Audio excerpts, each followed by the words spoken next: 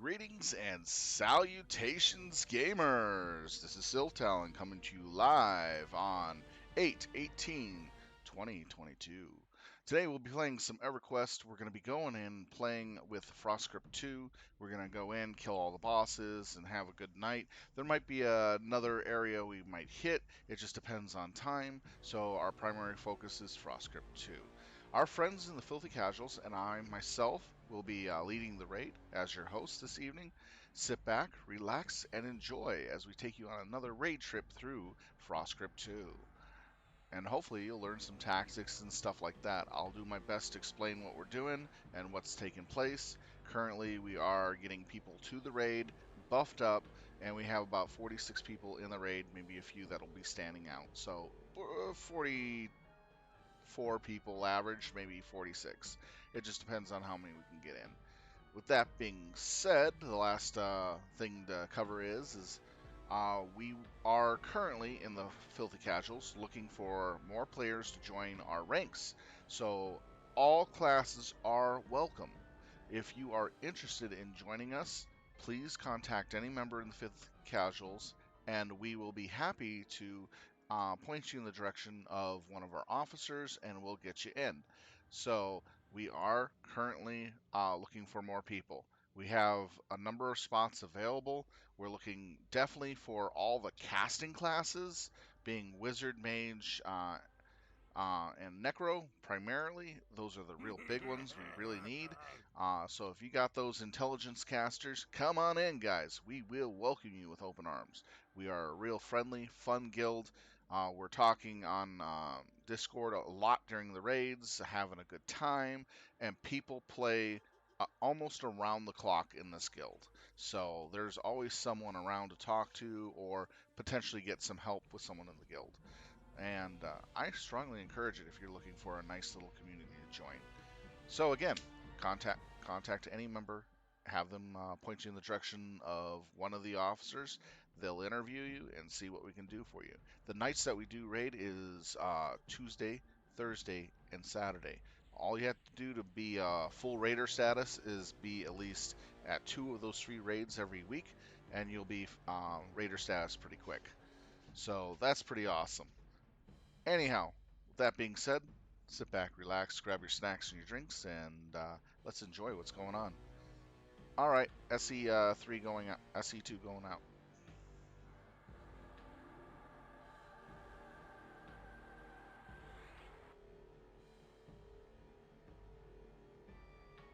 Now, a couple things that they did do in the game on Wednesday with their update, uh, systems update and stuff like that, they added in a threat meter finally to the game. This is a lot earlier than expected.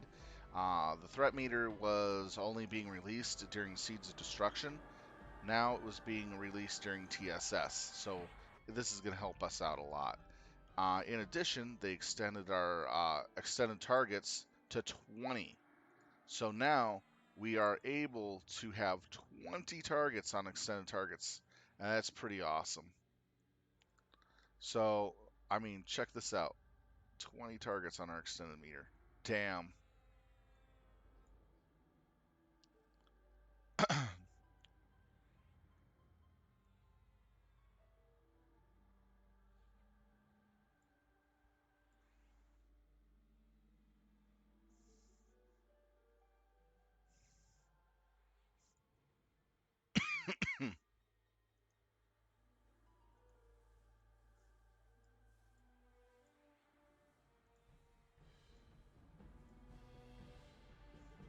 Well, that's if monks use their feign death button. That's the problem. Their feign death button.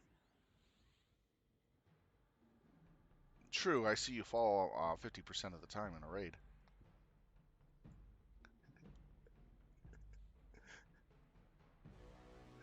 Saloja has fallen. Saloja has fallen. Oh, Solora made it. It's like taking bets. Will he survive? I know, that's the great thing. We're teasing the monk in the guild.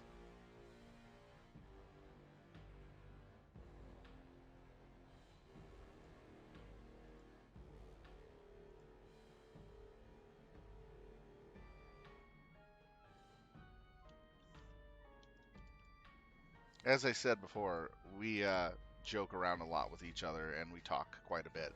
You're not hearing the conversation on their side, but you're only hearing my side, sadly to say. But if I was given permission to, put the Discord up here for you guys to hear, I would gladly do so. You'd have so many laughs.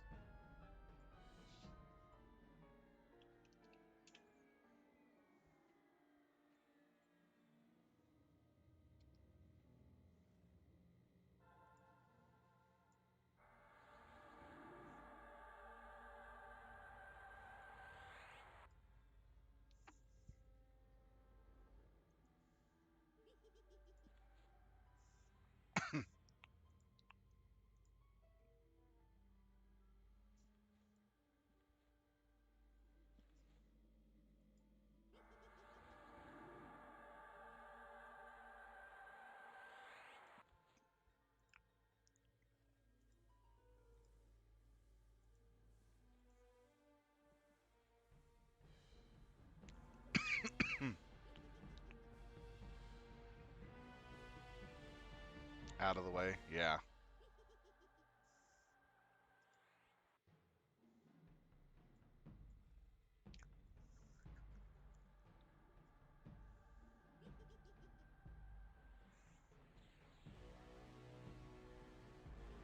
I put it in my far right bottom corner.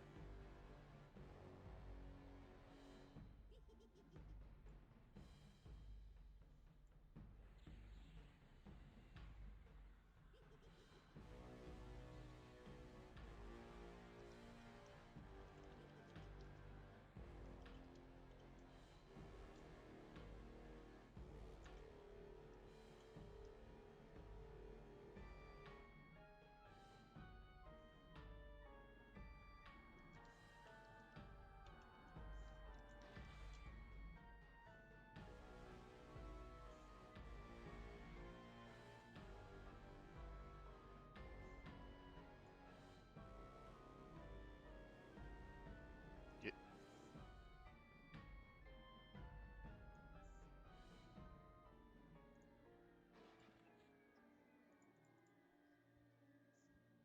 And buttons on.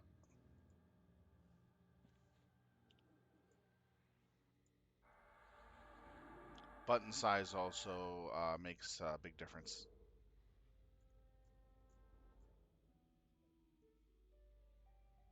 Yeah, unfortunately. Yeah, unfortunately, that's really hard to change.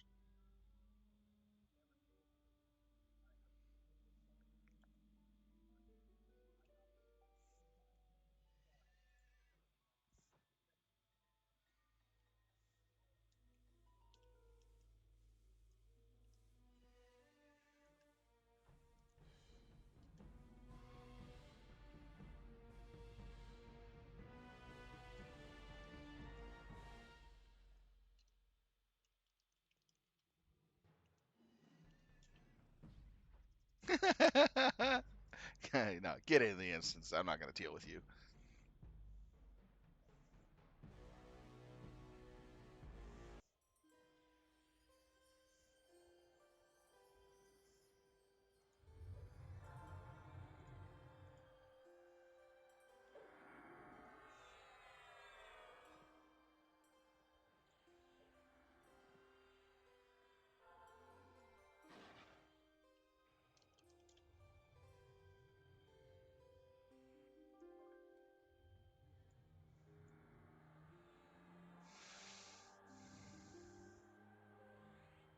Yeah, I know. I heard the thunder.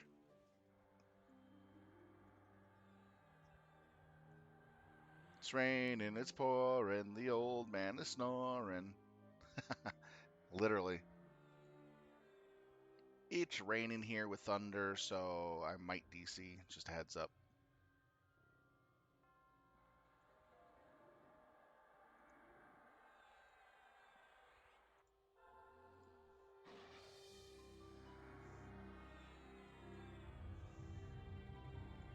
Okay, we're going to clear around the statue first, then go down the ramp to do the first fight.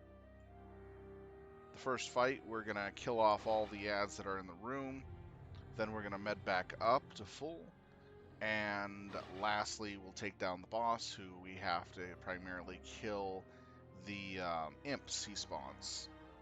Because if we don't kill them, they do a lot of problems, plus they also hurt the boss.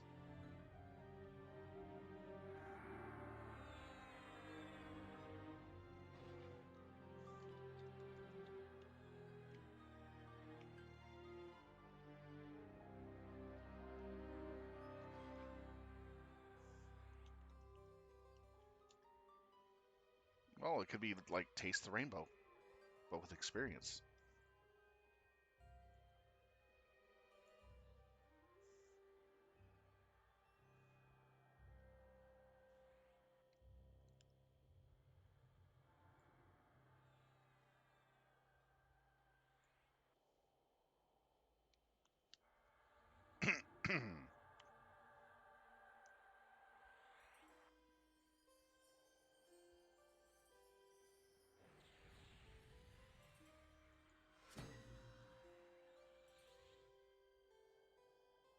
Nothing violent out there, just downpour. Aw, shucks.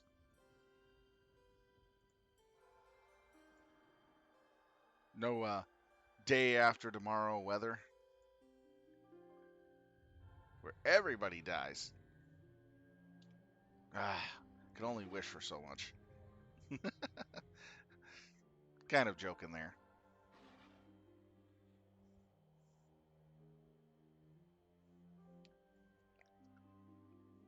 Huddle around the gas stove as everything around you freezes to the point of flash freezing.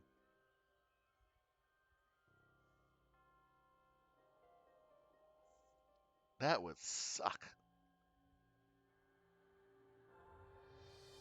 All that's keeping you alive is the natural gas going through the stove because you're running it at full on on your one stove. And it's just enough to keep like 3 or 4 people around it alive. But you're still really cold. Oof, that would so suck. Anything past like 3 or 4 feet of the stove is just flash frozen.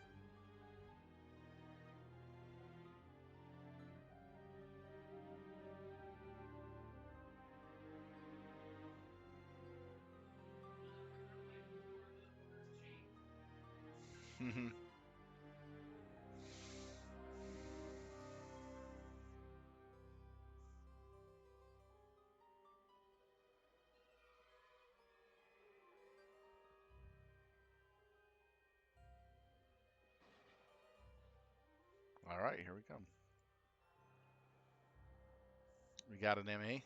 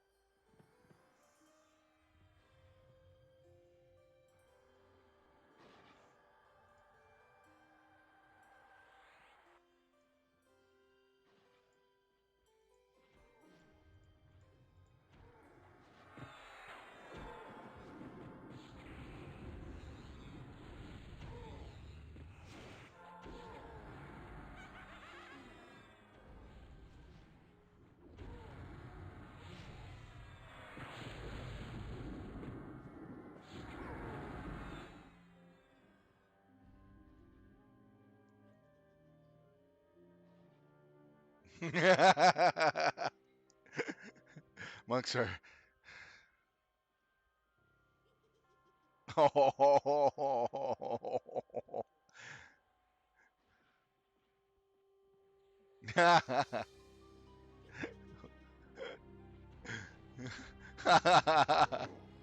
Wow, they are messing with the monks so bad.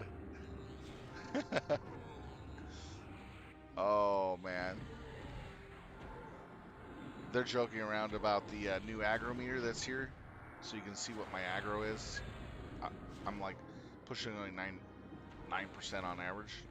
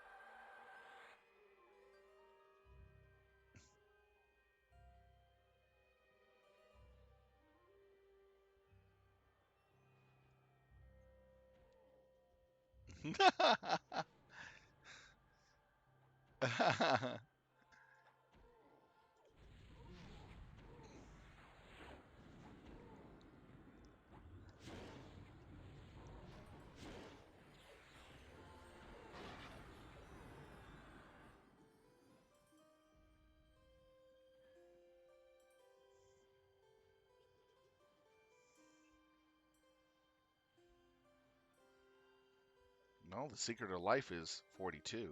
We could do that.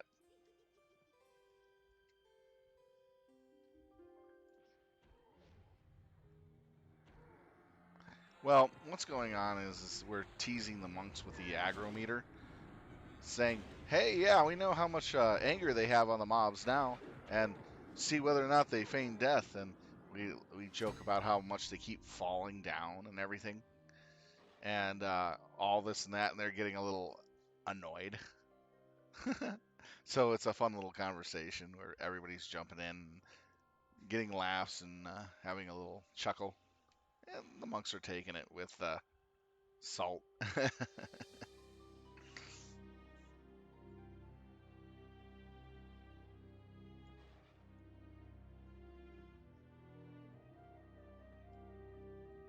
Because we were kind of joking around mainly of their DPS and how they kept over aggroing some of the tanks from time to time.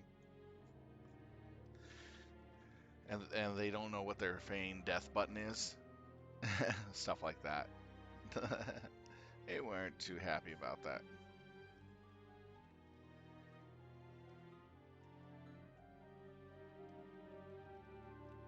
It's gremlin time.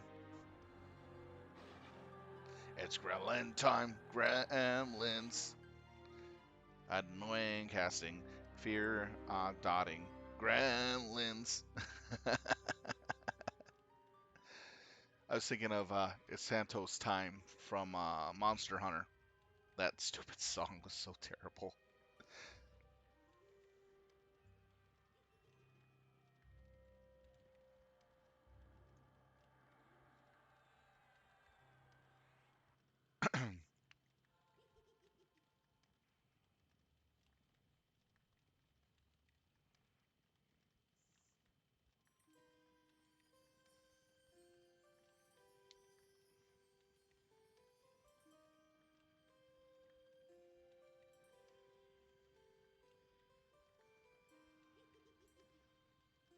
Man, I got so many buffs in my window. It's like, ugh.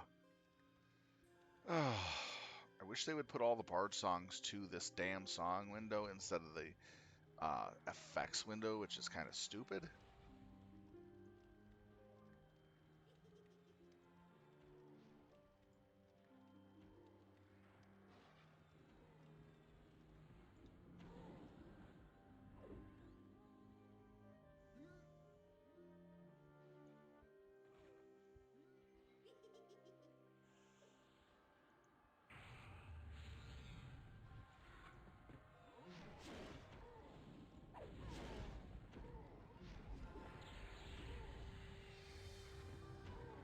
These die so fast.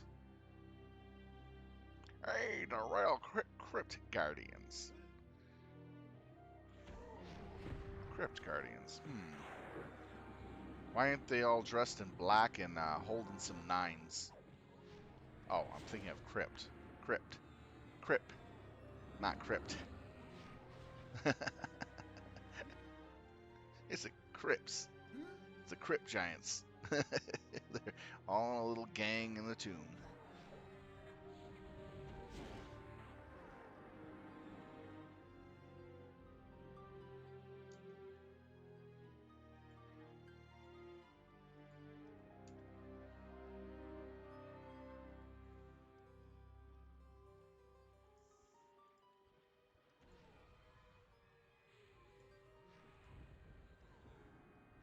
It's poison.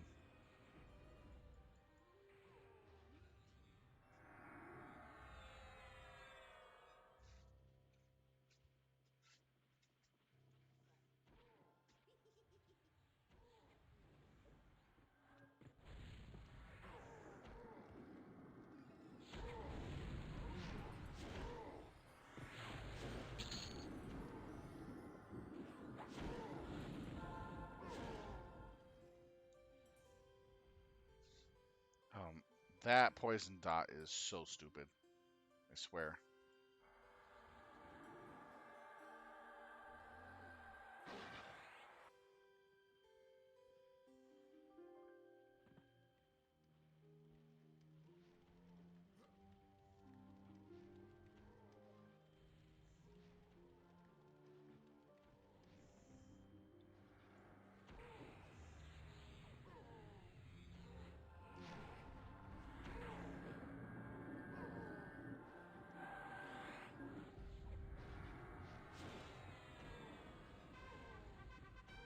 Woohoo! An AA.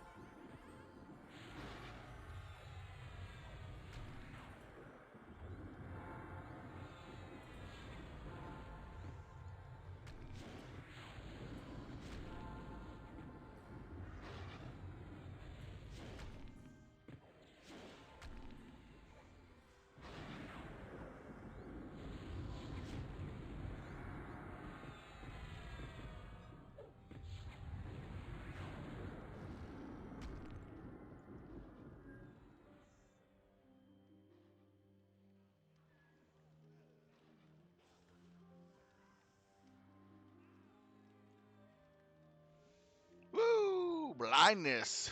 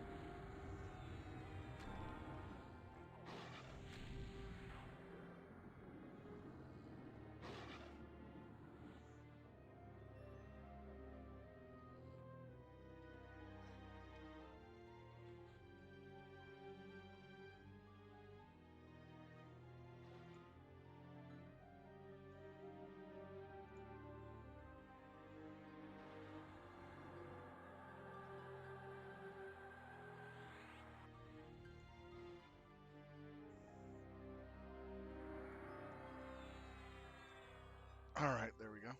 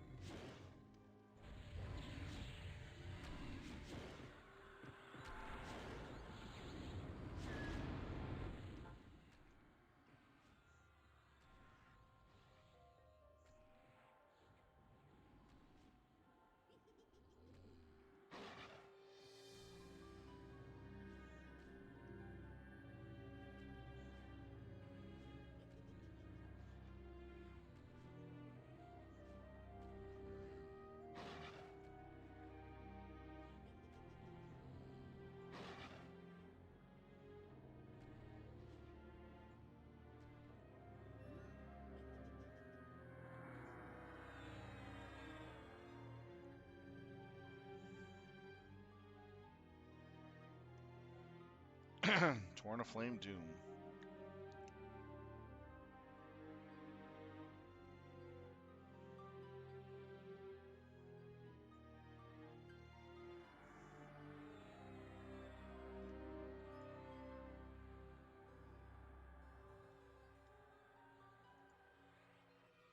So we'll take a moment.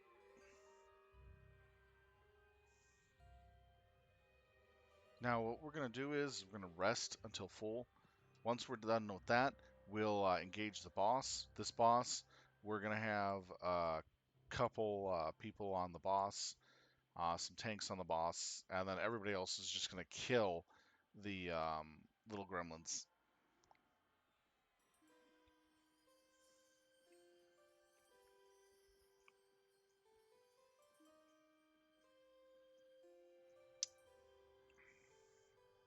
Hmm. Schweppes ginger ale with some cran apple. So delicious. Sweet and refreshing.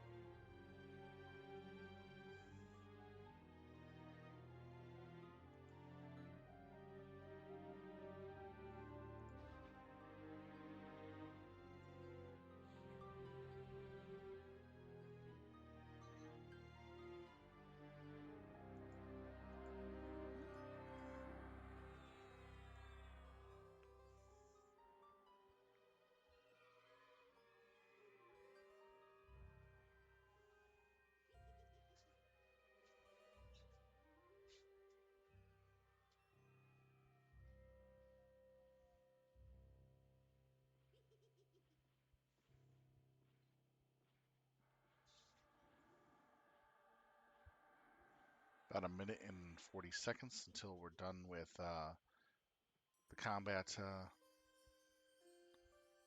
setting.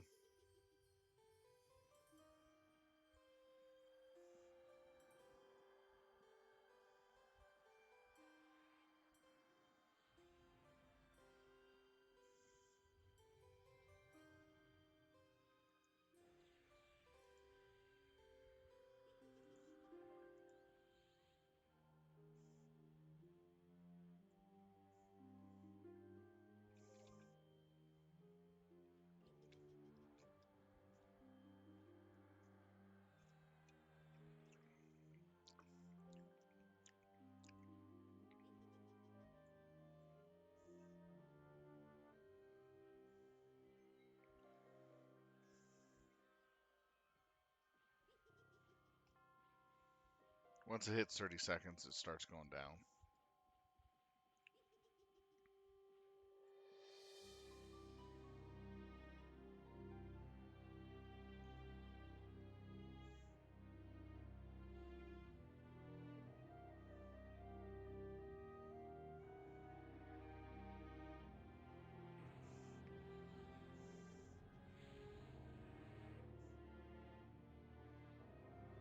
If it turns red, you're dead.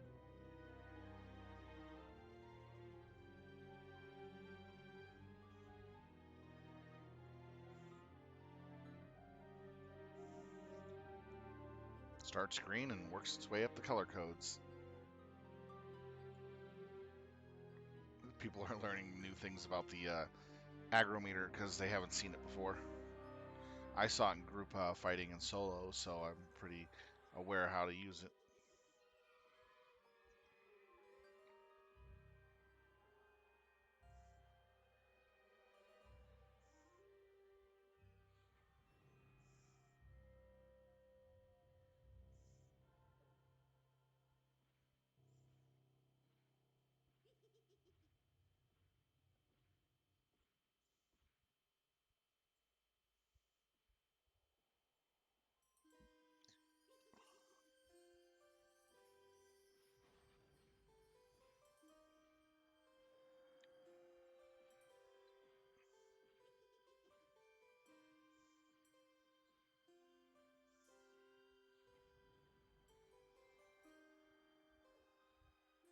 Now, the reason why I have Space Mammal on my X-Star list is he's the only enchanter, and we might need to have him up in certain fights. So I want to keep an eye on him to keep him healed.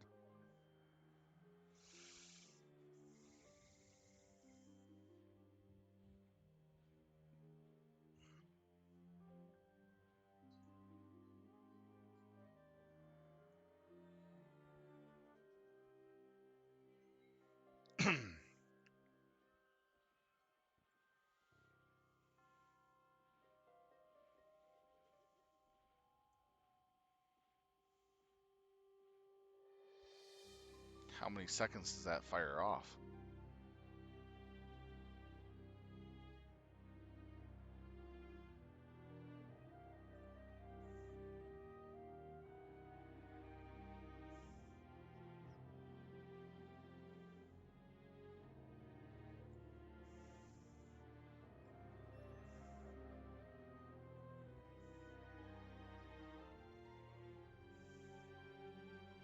Alright. Getting Pharaoh off. Okay, Healer Man is good. DIs are going out right now.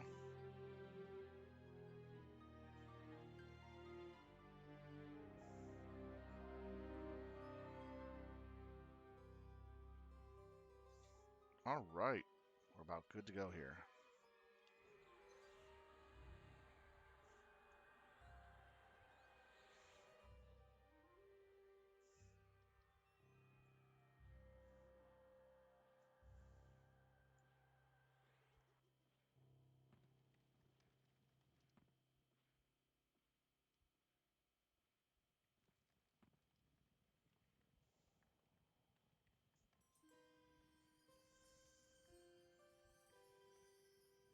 Okay, good.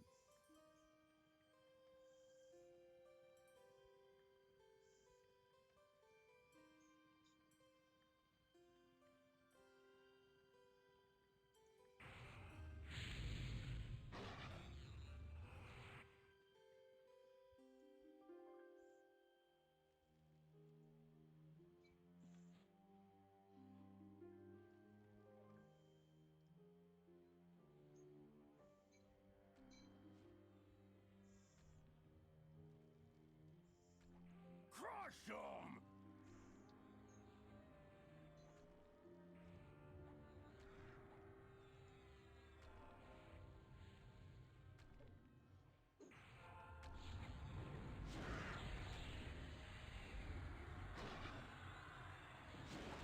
Crush them!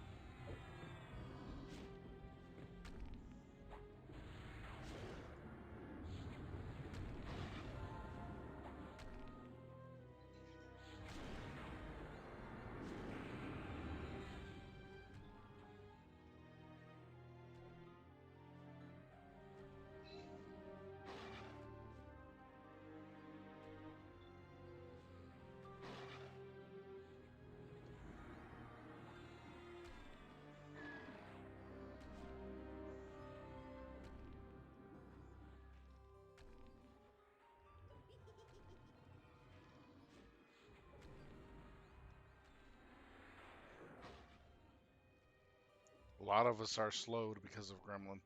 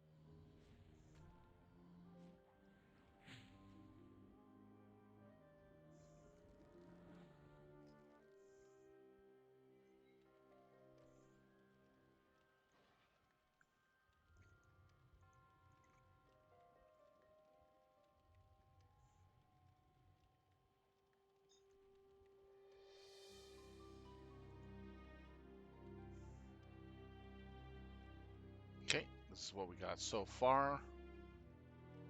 So they're pausing all the rolls currently right now. Oh, come on. Seriously?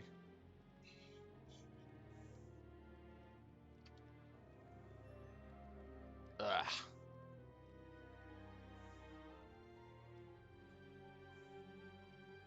It's the perfect time for staunch recovery.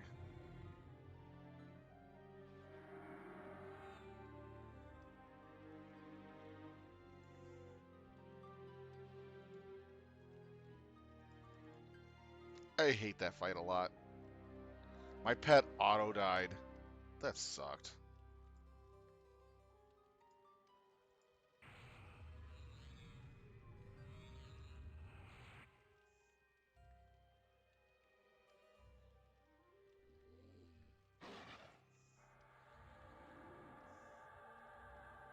Hey, Mech Warrior, how's it going?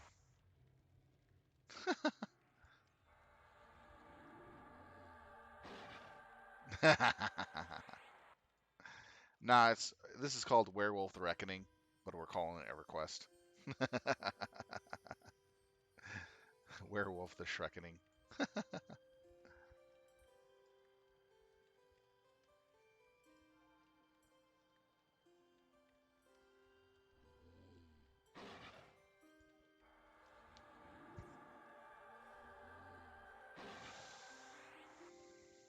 So what's up, man? How have you been?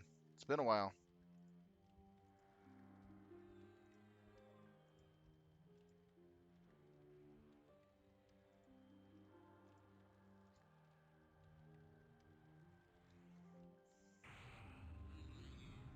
The first boss in Frostcrypt here that we just did, I think, is the worst out of the whole zone.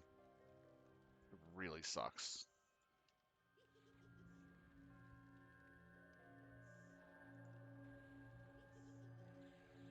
So this is the bid item.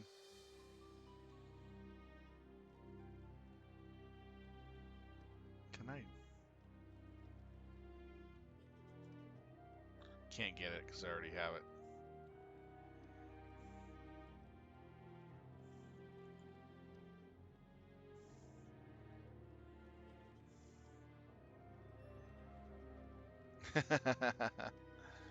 Yeah, well, it's not the type of tea that you like.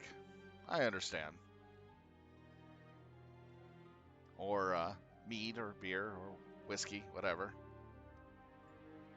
Did you make that honey mead that you were trying to make a while back ago? I forgot to ask you about that.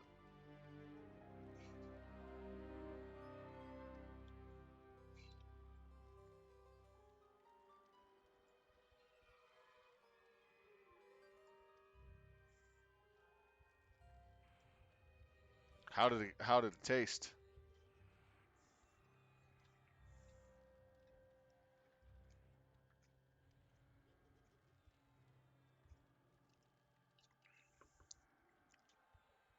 See, I pay attention to what you say.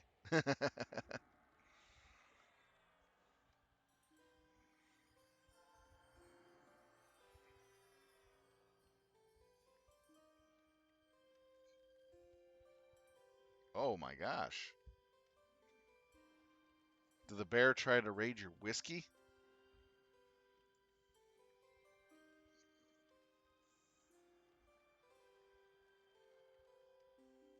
So Stuart and Crevice got a glowing obsidian room. Nice.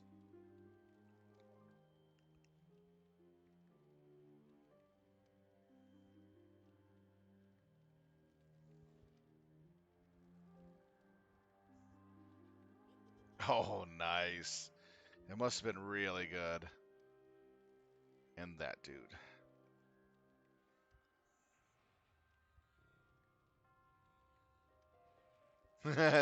Well, that bear doesn't have the guts to ever do that again, that's for sure.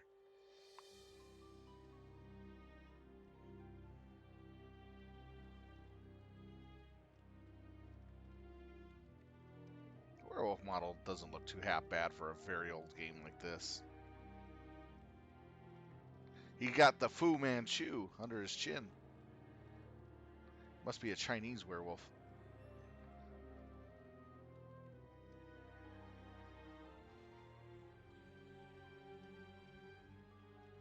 Yeah, the bear didn't have any guts left to do that again.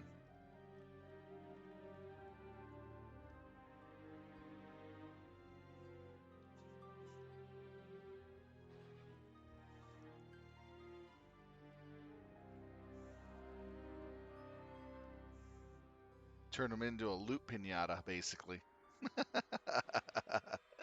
Explosions. Now, the question is, did you load your gun with anti-tank shells or shotgun pellets? Or shotgun shells?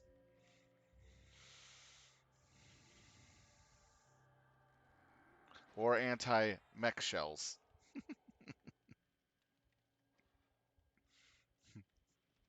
That'll determine the splatterage of that bear. What's left of the bear, that is.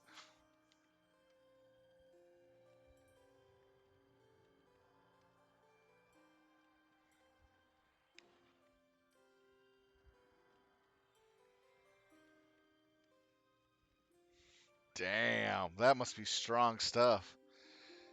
If it made you forget what you did, holy cow, that's a good mead.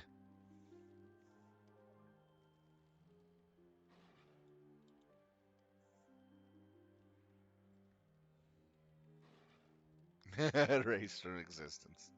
So you hit it with an anti-mech shell. All that's left is maybe just two bare feet on the ground and everything is smoking from like ankle up. There's nothing left, just smoke. I think.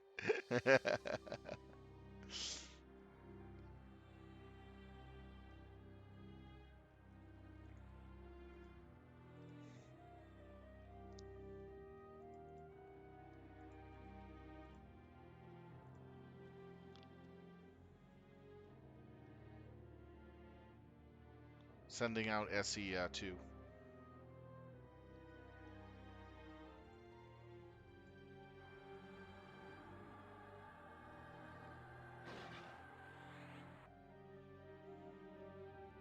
Oh, darn it. Screw that up.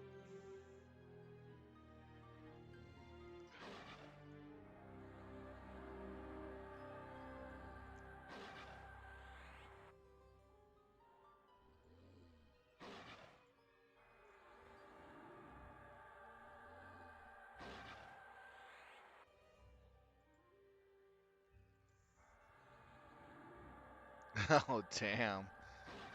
You had a tussle with the bear. You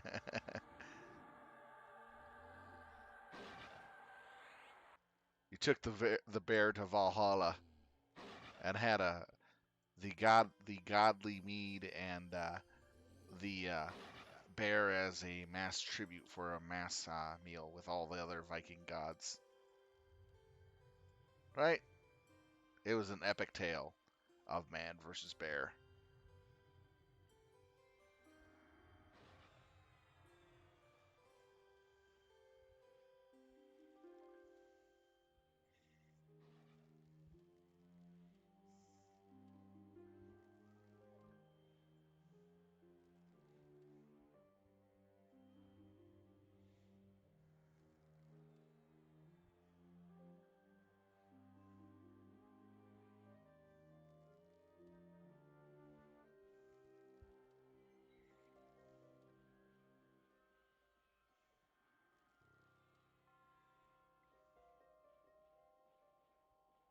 Bear not win.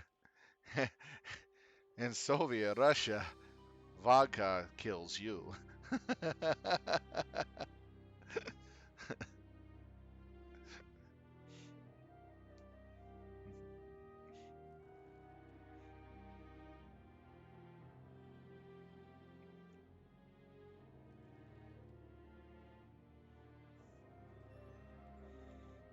Well, at least you keep your booze safe.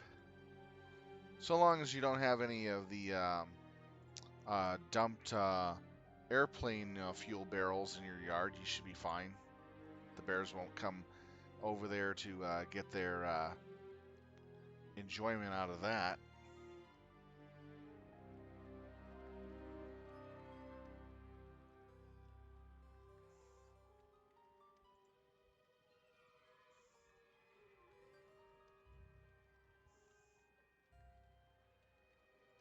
Alcohol drink you.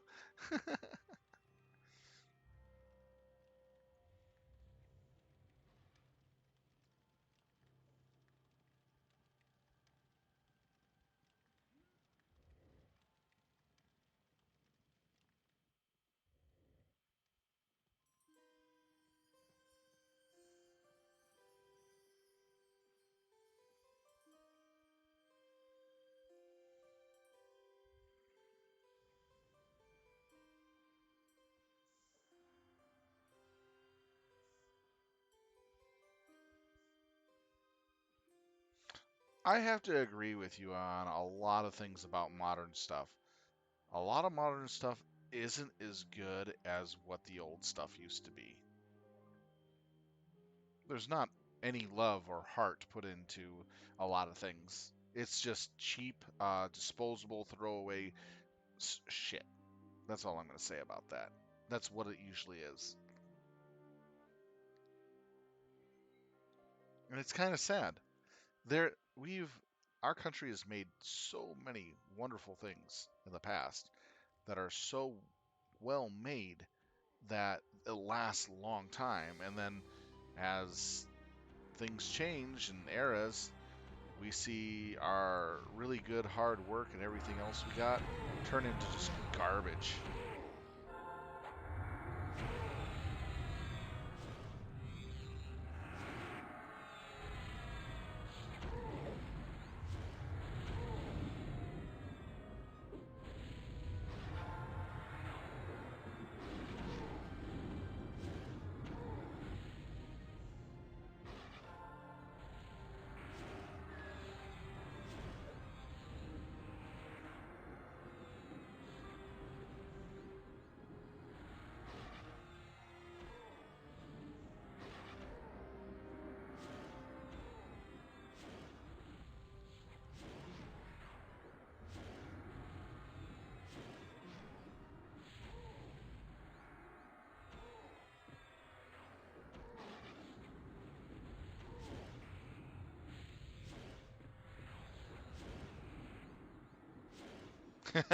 Chase car. Is that a werewolf joke or a dog joke there, Chase car? Thanks. You make me feel right at home.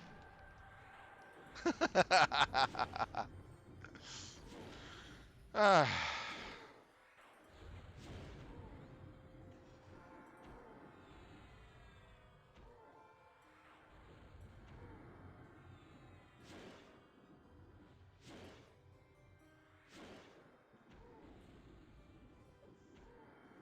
hey, at least I have a good sense of humor and I can make fun of myself.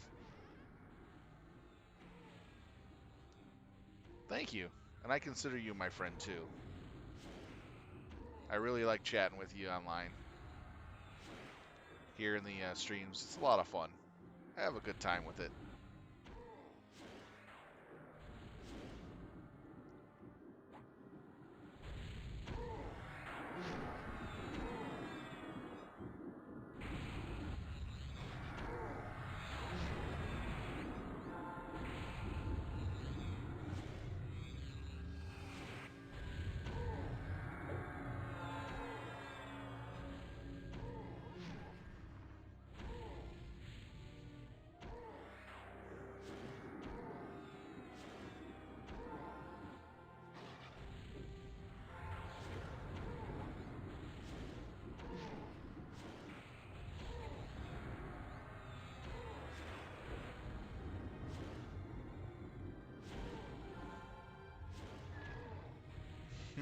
You like cold brews?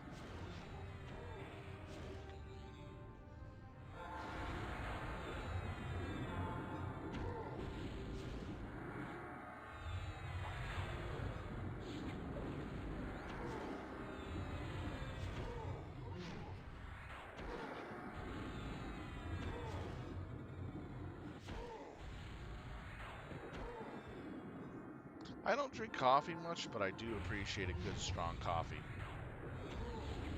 from time to time. Doesn't mean I won't drink coffee. It's just that I don't drink it too often because I want to make sure it has an effect on me. Know what I mean?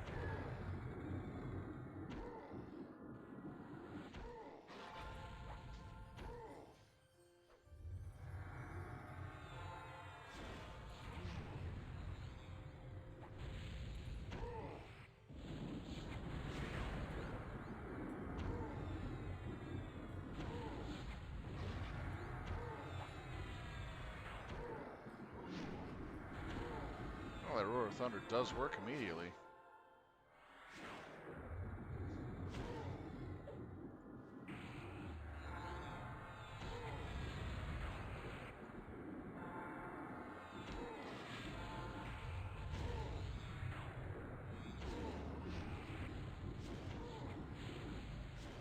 Ah, what did you make new that's baked?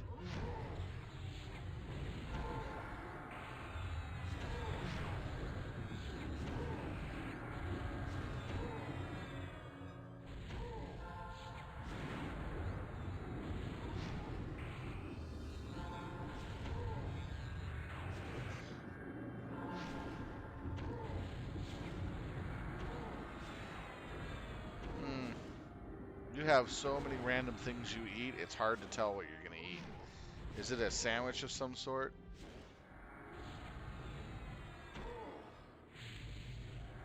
Or a main course type plate?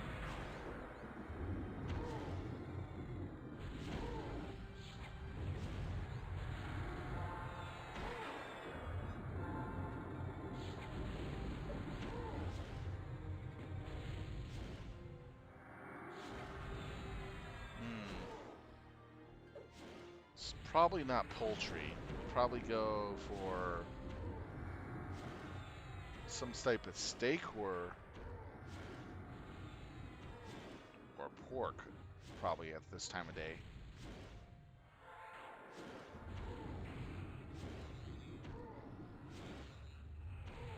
Unless you're really big into poultry.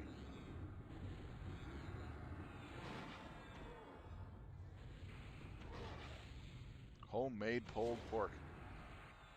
If you said pork, pulled pork would have been probably my first guess out of that, along with um, pork chops or pork sirloin or pigs in a blanket. That's so delicious. Here, piggy, piggy, piggy. Whoa!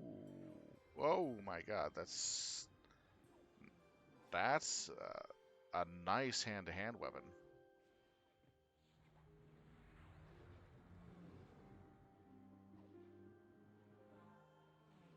Surely not monks.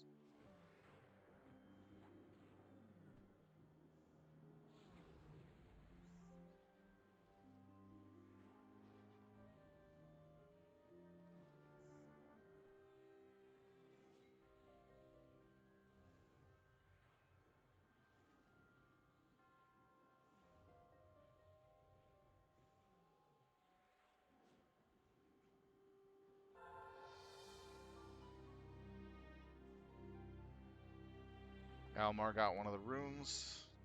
So this is what we got. What about Beastlord? What's best in slot for us?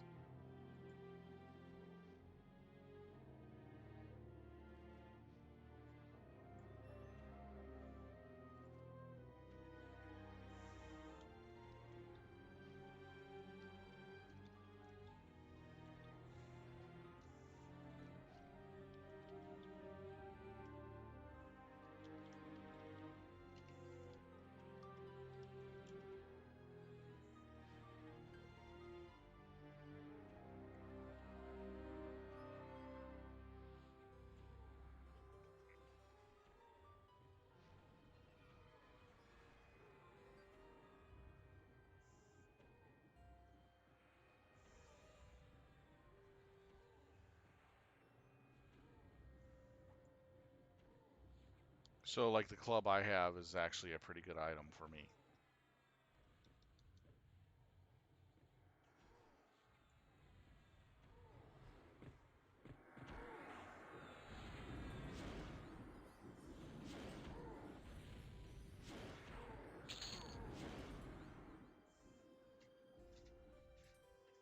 Hmm.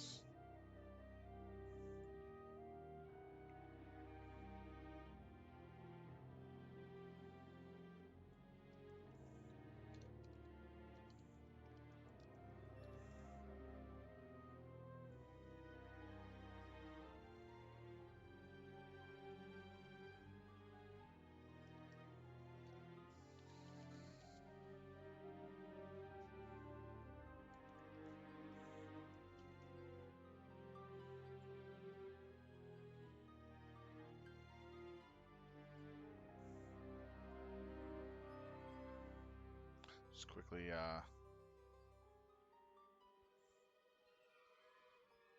setting up a registry for EQ items.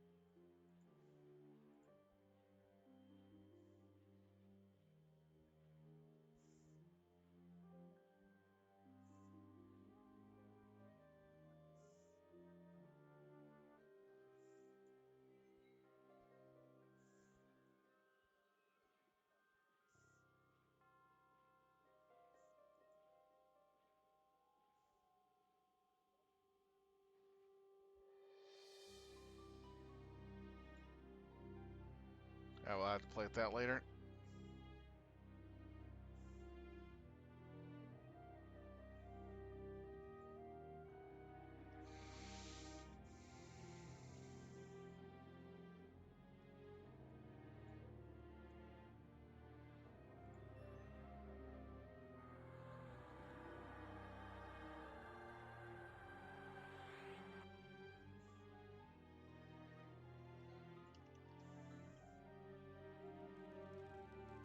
Ah,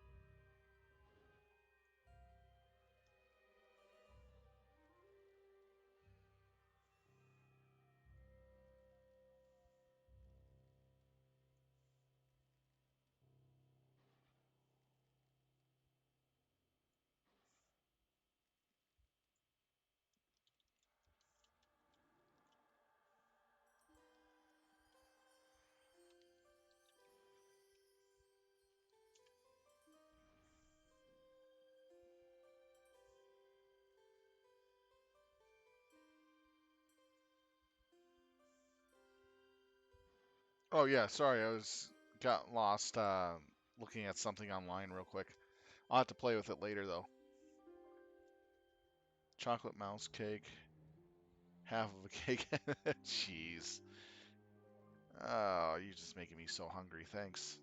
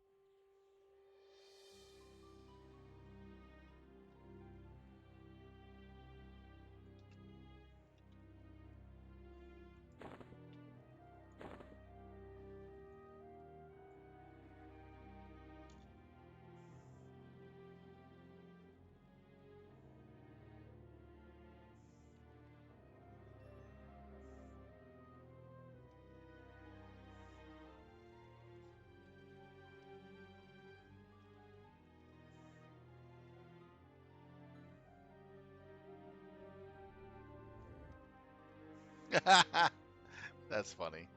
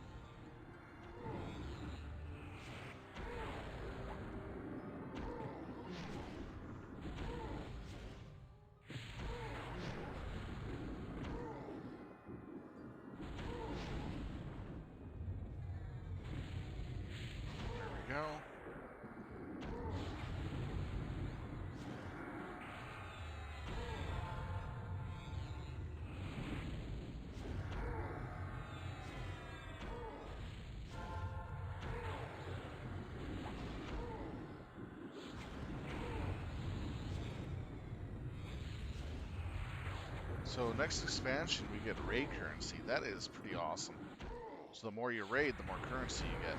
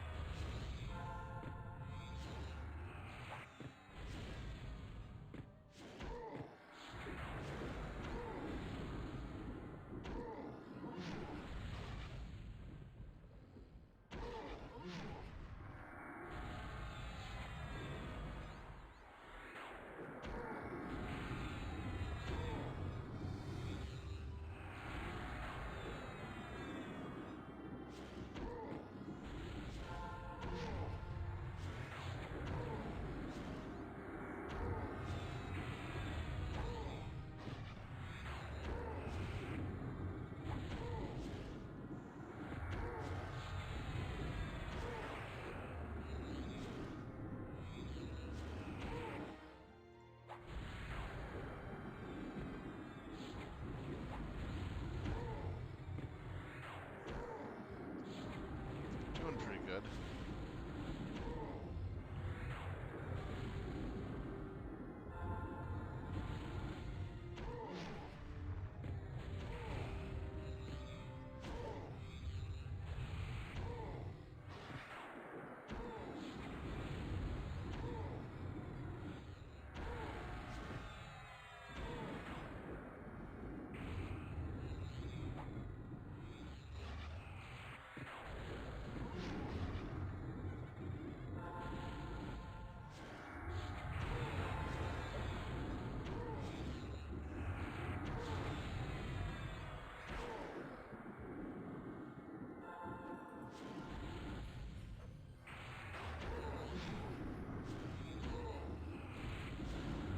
Down to 43% on the boss, which is good.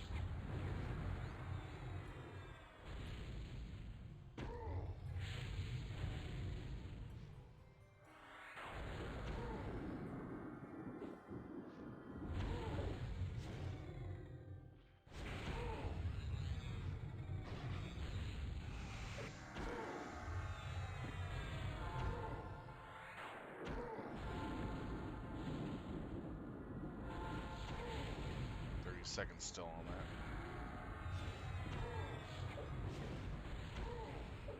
Might as well use it. Average 61% hate. Oh geez, we're one spot from max center target.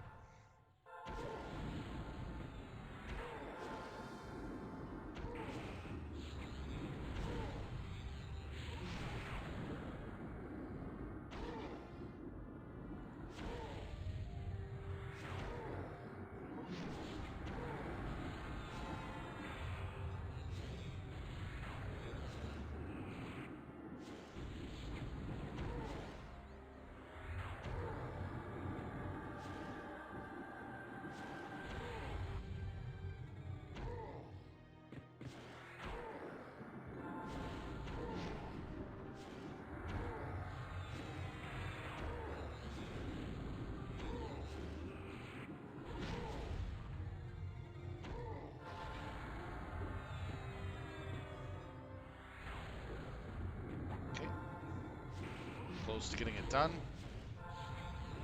Doing really well on control with one enchanter holding everything down. There's over 20 of these summon giants on the field. I think there's 23 of them. Alright, we got the boss down here. Alright.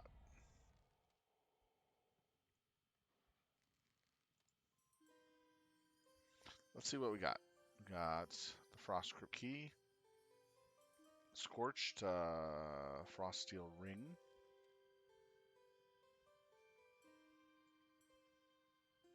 Wow, that's a nice one.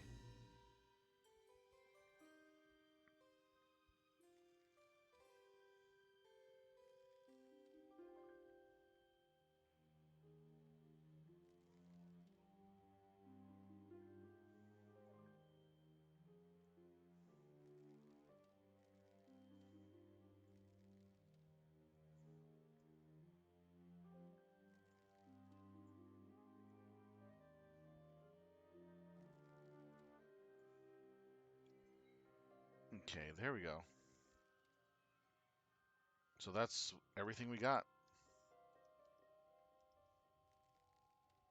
Let's see, what is the ring going for today? All right, for my DKP for tonight, I forgot to announce it. I have 129 DKP. Woohoo! Yay. It's not a lot compared to other people. All right, so the ring is going for 25.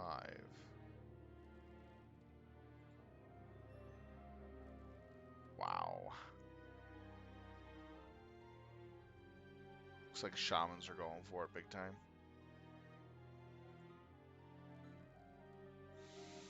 Hmm.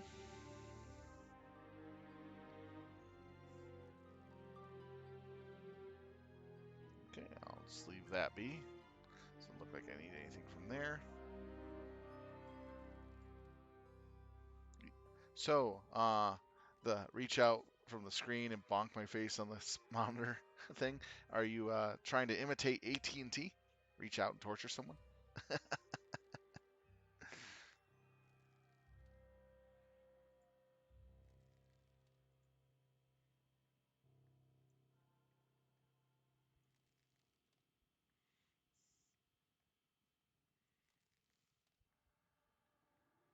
No, you're just being yourself.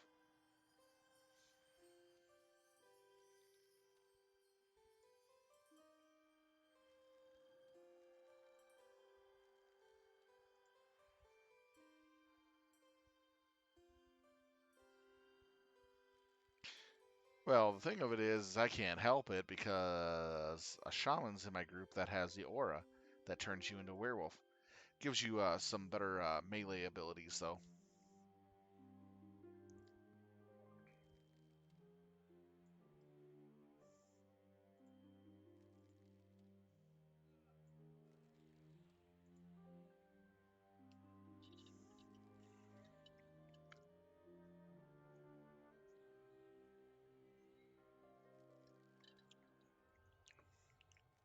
In most of our raid encounters, we really don't need Beastlord Paragons. It's only in real major fights that we do.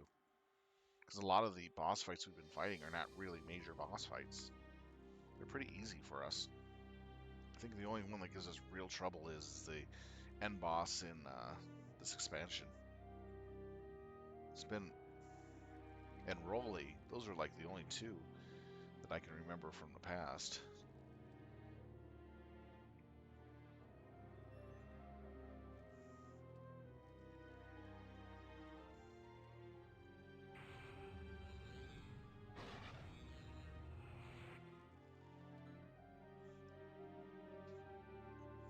Those are the memorable bosses that actually gave us some trouble. Is Rolly and TSS's final boss in the expansion. Memorable ones.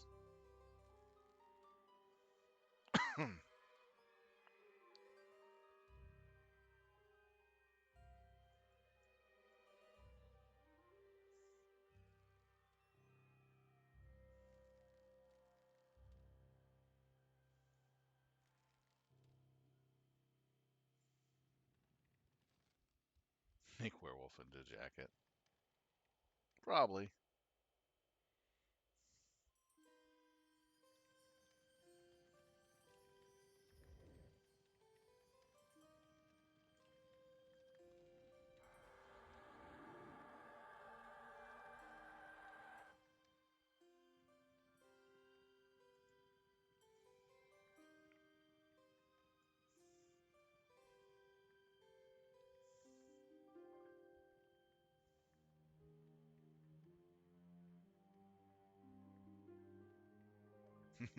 Yep, probably.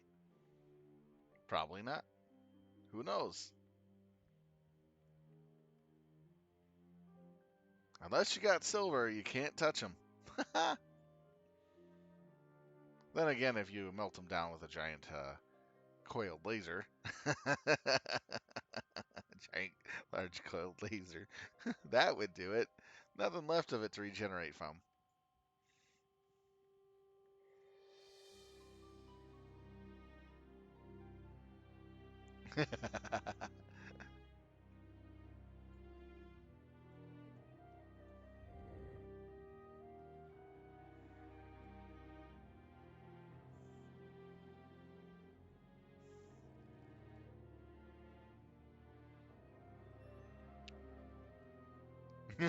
Wow.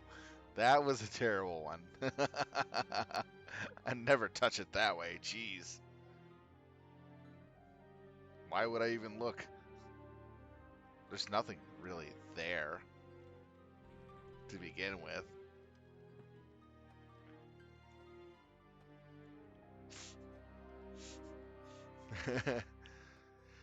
Ah, sorry. That was a terrible joke. This is the guy with the aura. From time to time, he'll summon people out of the ice. We have to click on the ice things once.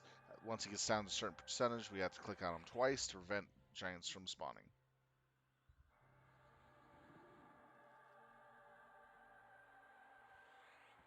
Hey, I'm proud of playing video games. Are you proud of your stuff that you do? Same thing.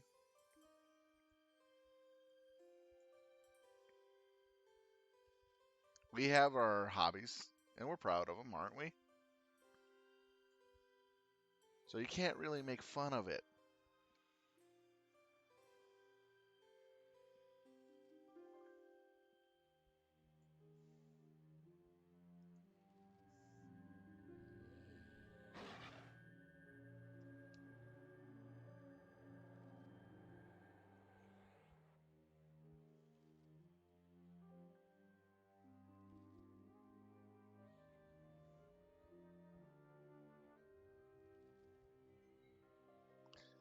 Again, why would I even bother to look?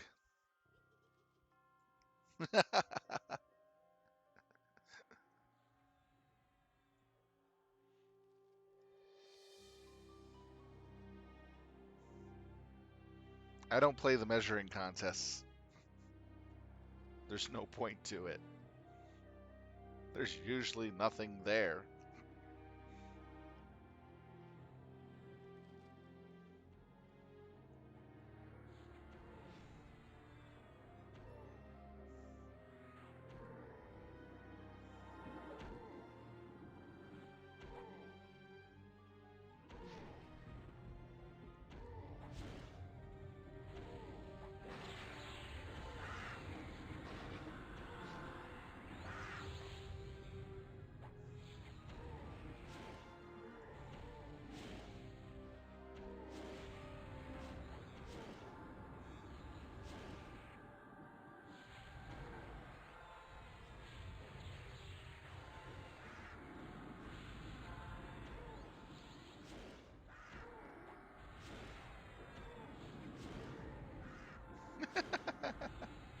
That's very true. And a bus full of school kids can do a lot of damage.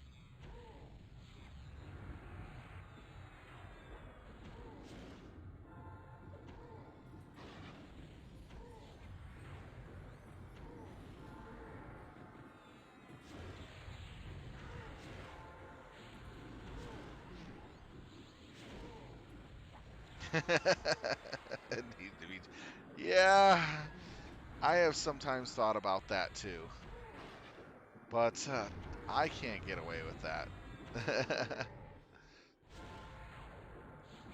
That's the sad part.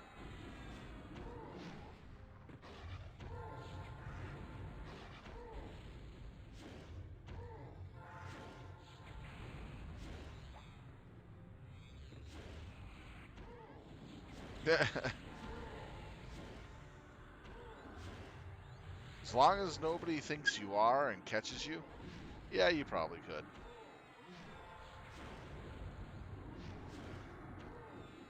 The sad thing is that the helicopter parents that I have to deal with usually, any slight deviation of what they think is normal, they're immediately calling the station and demanding that the driver get drug tested. I'm not joking.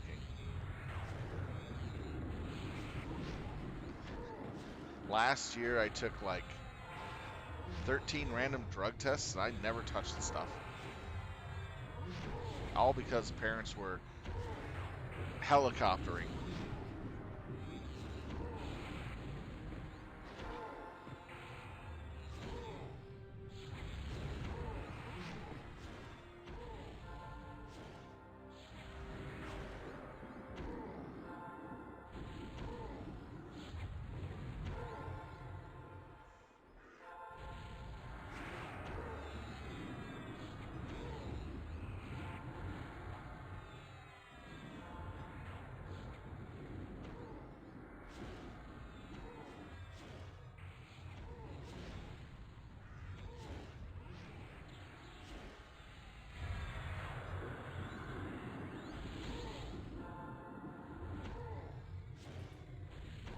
I wish we could do that. The last helicopter parent I dealt with was I was getting on the freeway, and I was going down the freeway, and I saw the off ramp I thought I was supposed to take, but it wasn't the right one, and I went back into traffic on the freeway, and the woman was like 6 seconds behind me to 8 seconds, and drove up alongside me when I was on the correct off ramp and started yelling at me, saying, I swerved the bus too hard and getting back on the freeway. The children were thrown around in the bus and they're hurt. I know that they're hurt. And I'm like, ma'am, I checked and the children were fine and I didn't swerve that hard. And she goes, I know what I saw. And it was like, it was a BT 1000 helicopter mom. So she goes, I have parents that ride bus. I have kids that ride buses. And she goes on and on and on. And I go, you're welcome to open your big mouth and complain all you like and call the cops all you want. I don't care. But if you want to ask the kids if they're okay, I can pull over. And if they say they're okay, you might as well shut up and leave. And she goes, okay, I'm going to check. And I go, okay. Pulled over, waited for her. She came out of the car and started going off on me, saying I was doing all this and this and this and this and that, accusing me of a whole bunch of stuff. And I just said nothing, just smiled to her, had my hands behind my back, didn't even bother to respond to anything she said because she had her camera out trying to get her 15 minutes of fame. And so I go, ma'am, kids are right there. You can ask them your question. So she asked her the question to the kids, and the kids looked at her and was like, what are you talking about, woman? We're fine. Why did you have us pull over? And the kids are like, why are you bothering us? And then you could just see she just slumped down a little and just was completely defeated from the kids just basically just haggling her back on the camera. So her 15 minutes of fame, her little camera thing was all busted because the kids were just like, what's wrong with you, lady? Why are you bothering us?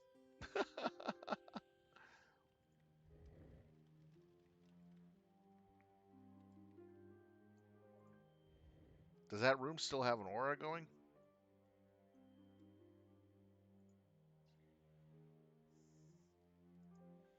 So the kids completely defeated her, and she was just like kind of upset about that.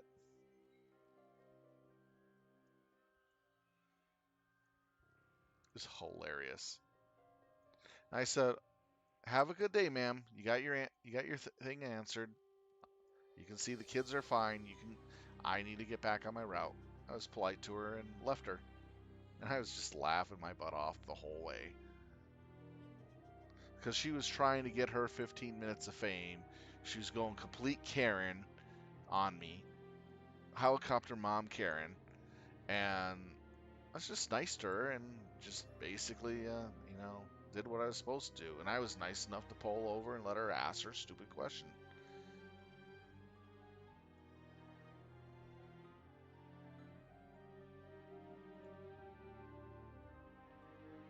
When I could have just ignored her and kept going, but that would have been more problematic because she would be calling the police. She was literally trying to get the police involved over something that never really happened at all. That was one of the worst ones I had to deal with last year. A wild helicopter mom Karen has appeared. It's basically what it was.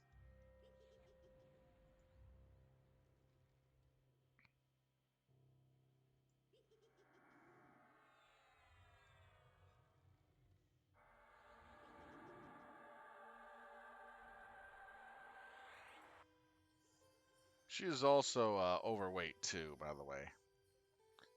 Overweight BT 1000. They are the funnest ones to deal with.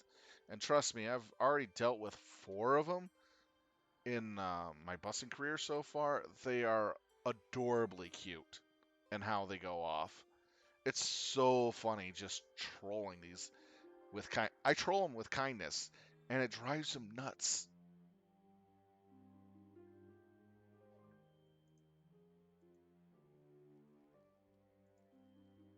Because they look like complete idiots when I get done playing with them.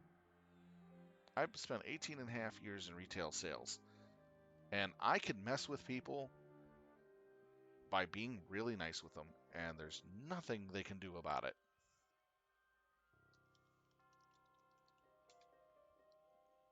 Because you learn a lot of things on how to deflect and how to, you know, weave the conversation around.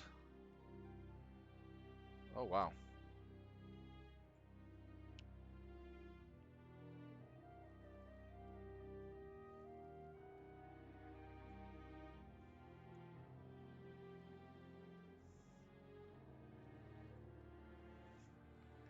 Well, grab some high quality whiskey or some really damn good mead and a big hunk of meat on the bone like the cavemen have it, and put it on a plate with gravy, and here you go. The real man's food.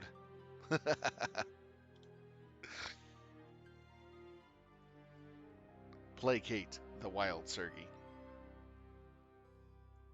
And a big fat cigar. One of those really nice ones they like. No, the meat's cooked, you know? It's like 4 to 6 inches of meat on the bone, just a big bone with a big chunk of meat fully around it, so you can grab it with two hands and eat it. You know, like from the caveman meat bones. I've seen those. Those are pretty awesome. They taste good. I've had one. All right, SE3, SE2 going out. Since a lot of buffs were lost, might as well do rebuffs.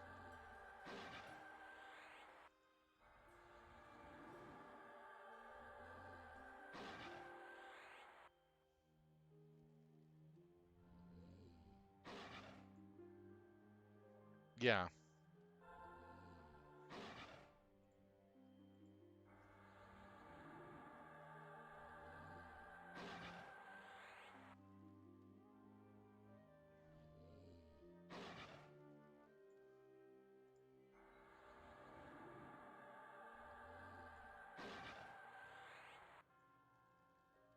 SE rebuffed.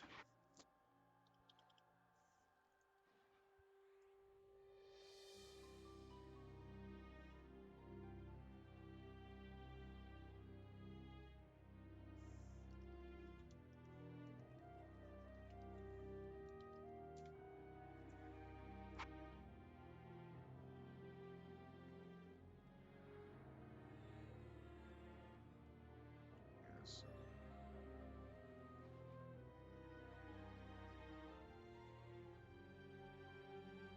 All right, got all the other stuff.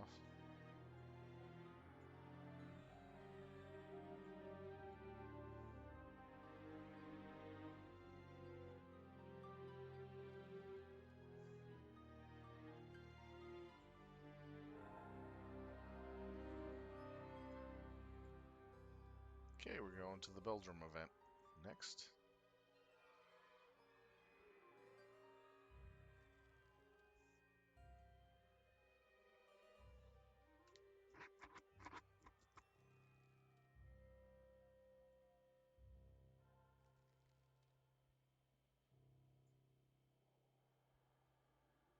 It looks like my cat got debuffed a little.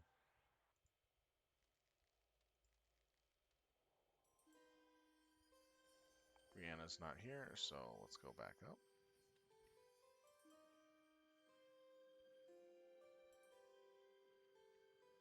I burst out of that. Yeah.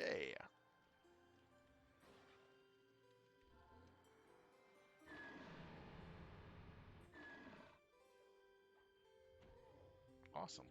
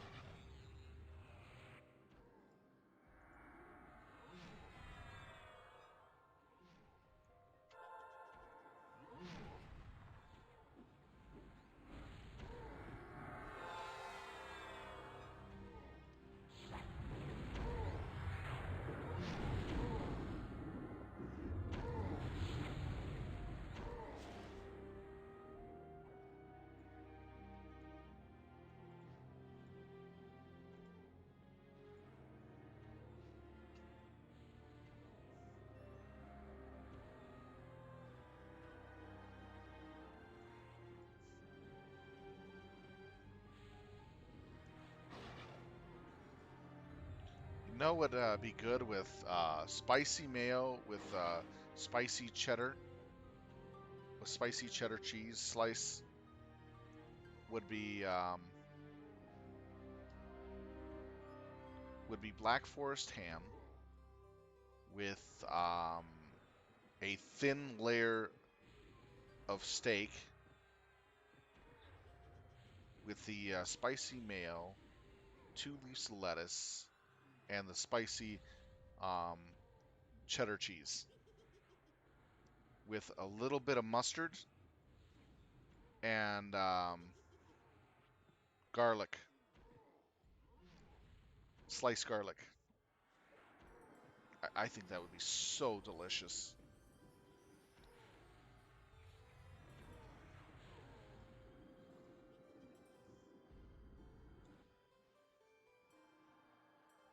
What do you think?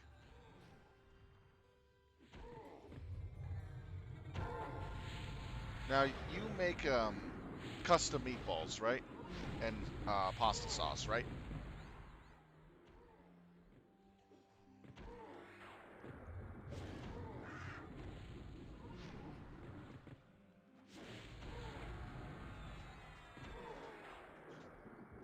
Slightly roasted garlic. Yeah, that's actually a good option there.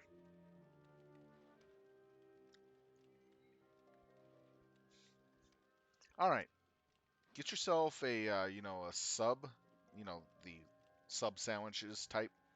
If you or if you can make it yourself, cut it in half. Take a little bit of bread out of the center, so that way you have a pocket within the sandwich after you cut it from both sides. Take your meatballs, your sauce, throw it in there. Throw some Parmesan on top. Oh, so delicious. And maybe a little bit of mozzarella. And to make it even more zestier, I would probably cut up pieces of bacon and throw it in as well. Sprinkle that on top.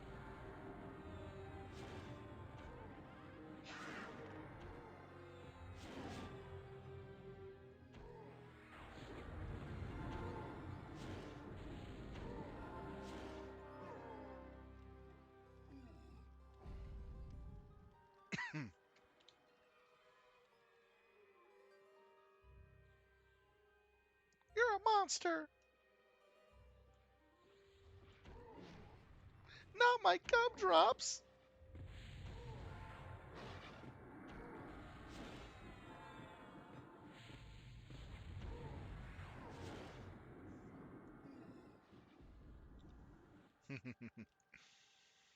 Doing the voice of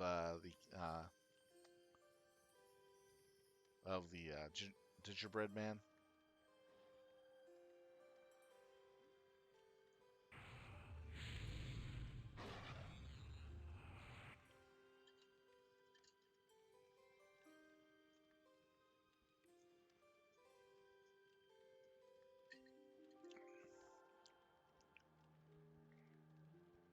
Yeah, it actually is. Now, here's one that's a little more custom than just a typical meatball sandwich. Shredded chicken in a meatball sauce. So you got your shredded chicken with the meatball sauce added with it. You get your meatballs as well, a little bit of bacon on top of that, and a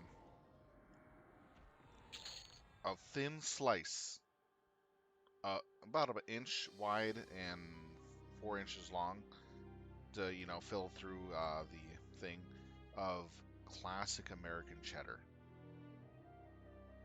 topped with a little bit of oregano and roasted sliced roasted um, garlic.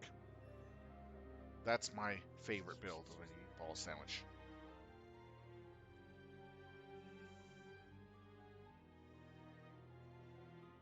I made that a couple times and it was so good.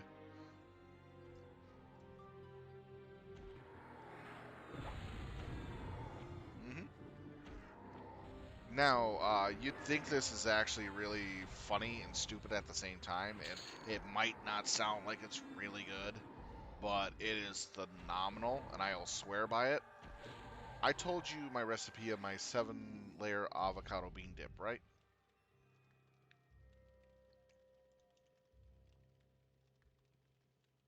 How I was using Old El Paso the the hot and spicy Old El Paso for the taco meat seasoner for some of the spicing.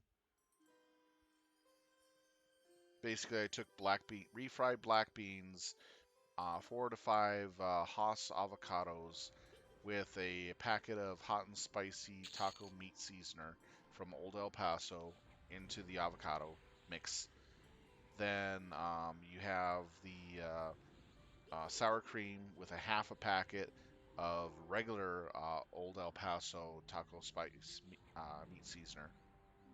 Put it on top of the avocado. So you got the beans, avocado, and then you add your other stuff, your tomatoes, your green onions, your yellow onions, and any other topping you feel like. But I put black olives up on that, and that's about it.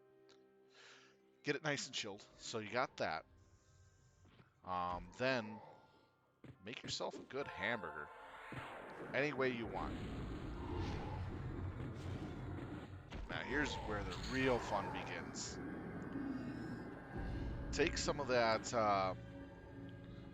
Take some of that 7-layer avocado bean dip I just described and mentioned.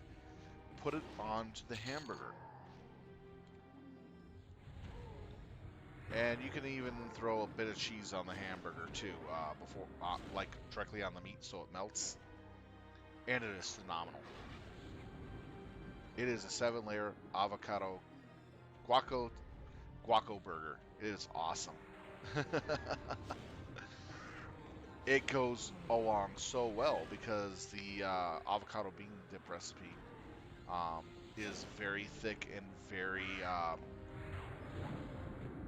smooth, and it acts like an awesome topping, and it goes really well with the hamburgers, along with chips, of course, as a dip. It goes on burritos quite fabulously. It kind of turns your burrito into a 7-layer burrito immediately. Just add meat and that mix.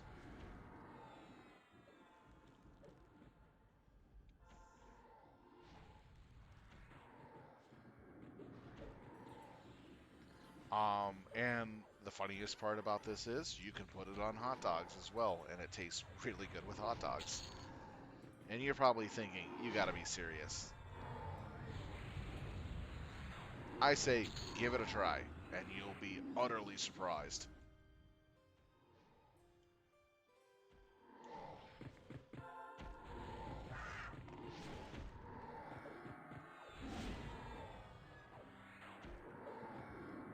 I use that bean dip recipe on like 5 different um, food types, and it works awesome, so awesome. And then I told you that one time about my meaty Gonzalez, right? Recipe, my overly meated up, overly meaty um, pasta sauce. Yeah, that has extra applications, by the way, for it. I actually use that um, in a meatball sub. Oh God, was it so good! And I also made a pasta sauce sandwich out of it. I'm not joking. 2 pieces of bread, some of that really thick pasta sauce, chilled. Oh, so good.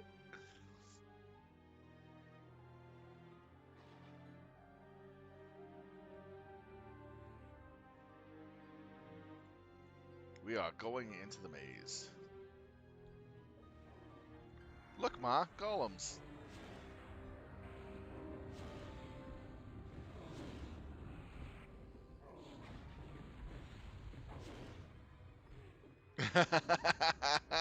Rumballs. Nice. I was talking to my mom how she made her really good rum cake. She cooked the cake, the fruit cake like normal, but in the process of curing, she would take what is it the cloth, that cheesecloth, soak it in really high quality rum, wrap it around the fruit cake, put it in the freezer for about a month or two, pull it out, reapply another wrapping after she took off the old wrapping after thawing, and did this 6 times for a year. And after 1 year, she had 6 doses of that high quality rum on there, and oh my god, you get plastered off that.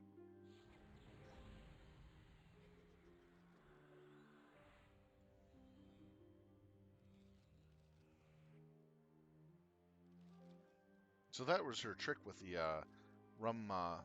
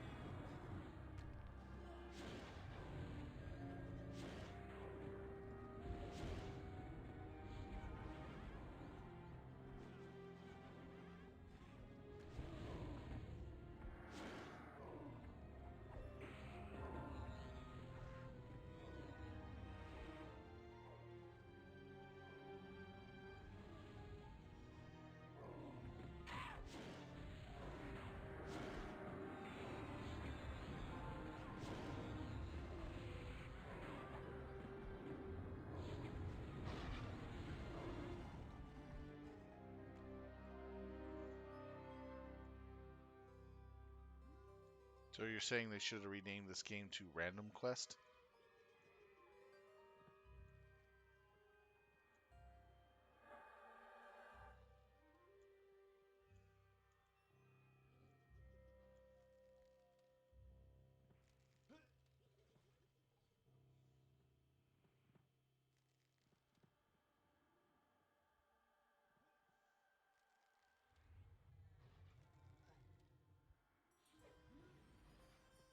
I only have cold up right now.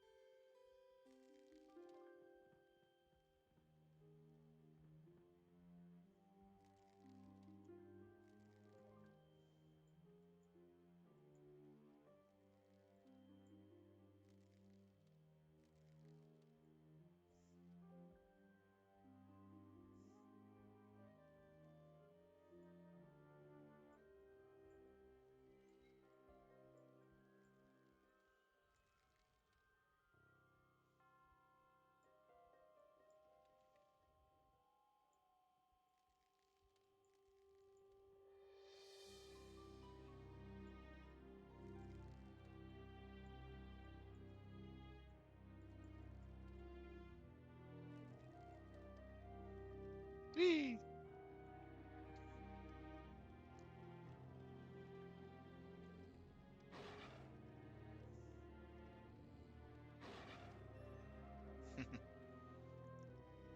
What if you want to make money? You have a lot of unique recipes.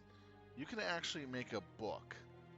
You put 10 recipes of drinks, appetizers, main dishes, and um, snacks and desserts. And I think that is like 60 different recipes right there. You could sell a book for 30 bucks with 60 recipes in it that are pretty awesome. And then you have pictures of it, uh, directions how to cook it, so forth and so on. And all it is just the picture of the food, the recipe, the directions how to cook for each thing. Very simple, very sweet, and a short description of what it tastes like.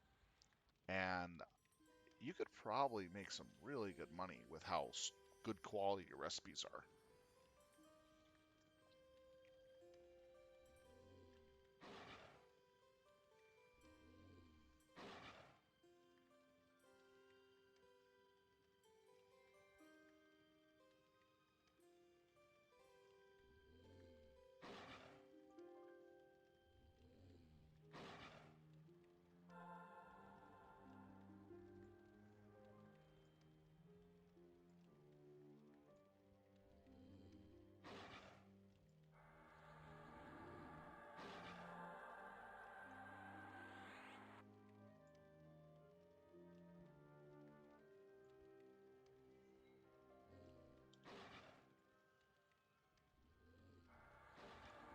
And if you really want to, you can make it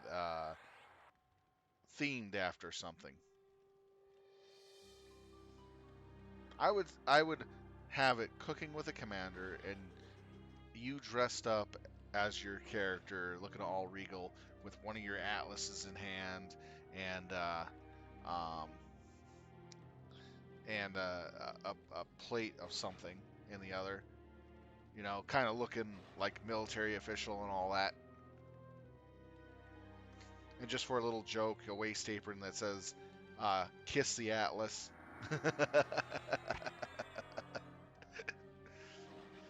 Or whatever you want to put it as. I would do the full, garb and look and all that. Looking really presentation regal, but, having the drink and the plate in hand with a shit eating grin. Cooking with the commander.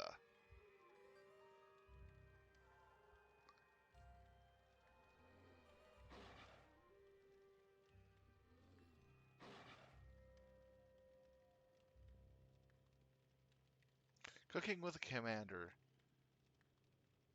Dishes that would end wars.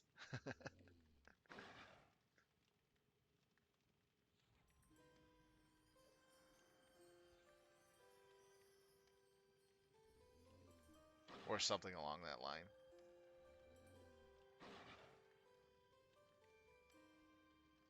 Yeah, there you go. That works really there. People will look at that and go, this is weird, but then when they realize the recipes you got, what you could do also is when the book is being made, you can go to a GoFundMe site and show some of what you have once they donate, like a few recipes for people to try. Uh, like one drink, one main, one dessert, one snack, just one from each category. Just only one recipe for those that have donated.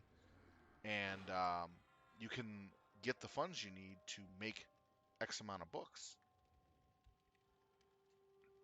that way. So you can get your printing costs all paid for. And then you can set up a way to sell digital copies of the book as well if it gets pretty popular. There's many ways to handle it.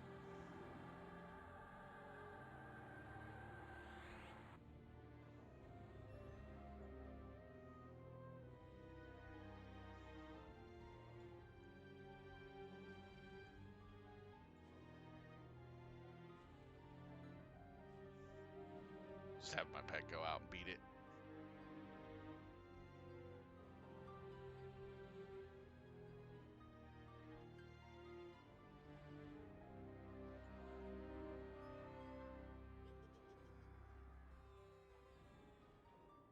I'd definitely buy one.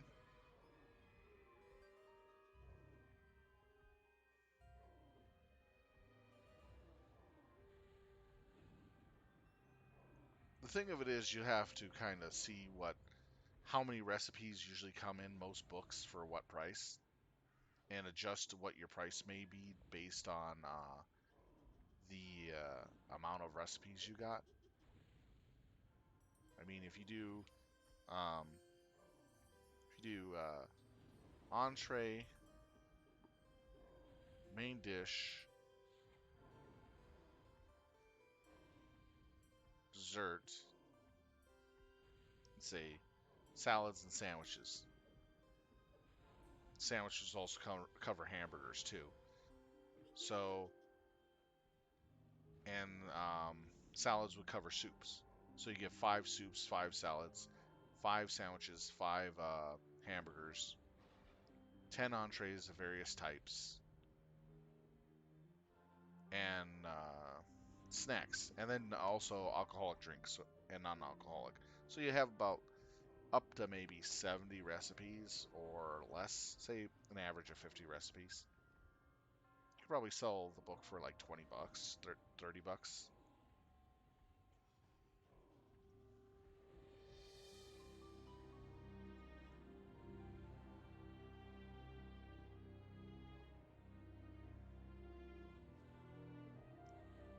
Non-alcoholic and a couple and some alcoholic. You can actually put your famous Atlas drink in there and put a very stern warning that this is a very strong drink.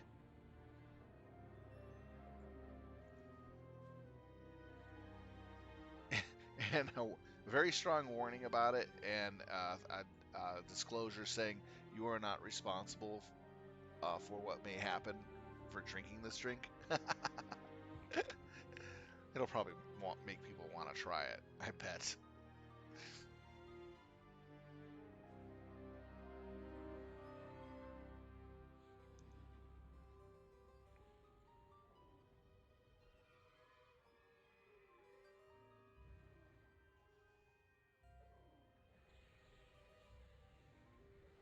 Not ice melt.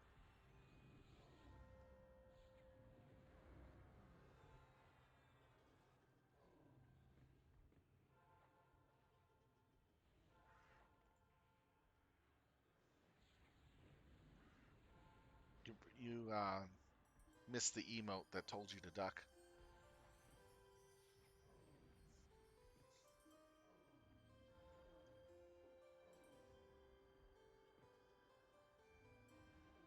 I mean, there's a lot of things you can do, and these are coming from you as original recipes, so nobody's never heard of these recipes or probably tasted them, which would be a big bonus for you there.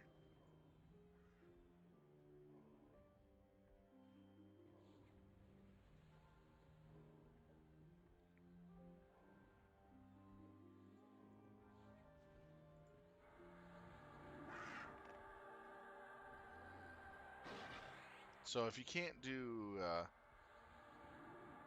the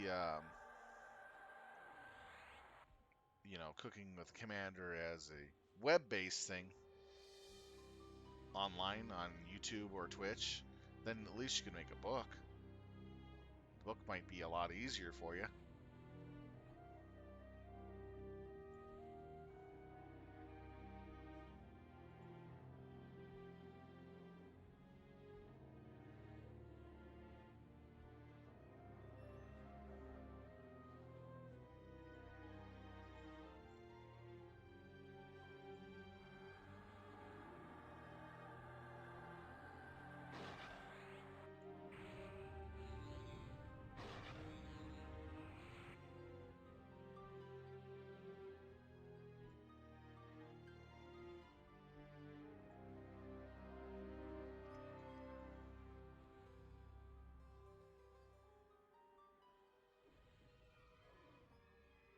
Remember, you can make the amount of recipes any number you want on the book.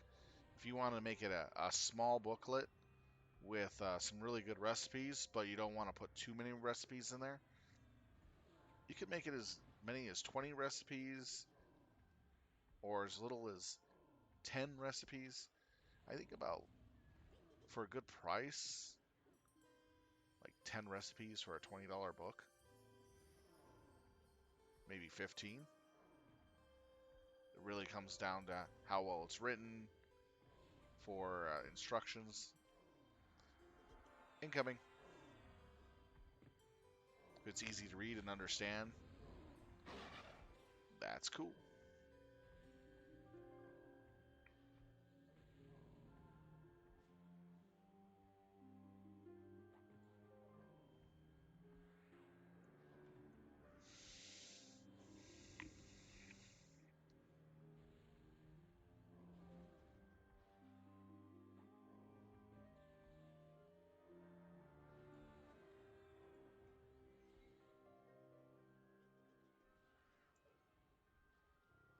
Or you can make a series of books with only 10 recipes apiece for a really good price and have it as book chapters.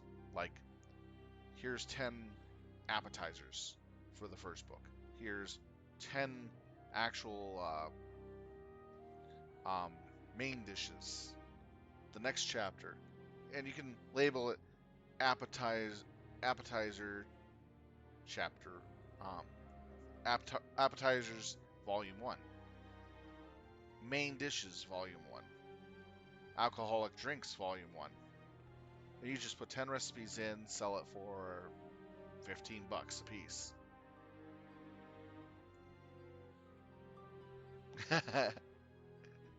Yeah, and you can do a little bit of BattleTech stuff in there too.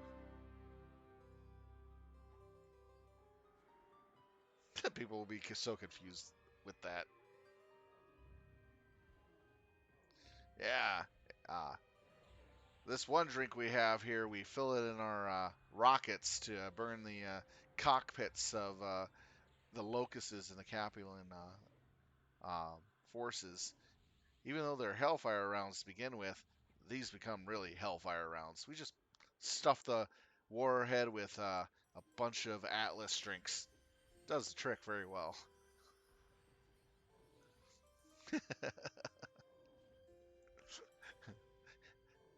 More dangerous than high quality napalm.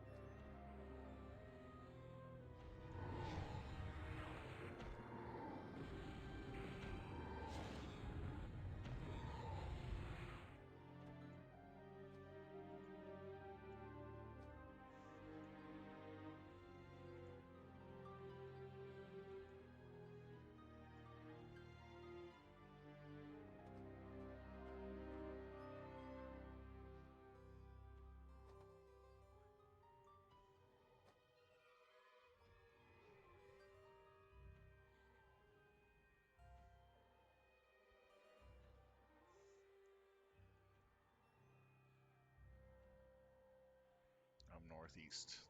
So my job is to cover this corner. So when we go on the plates, I need to make sure that I'm on the plate.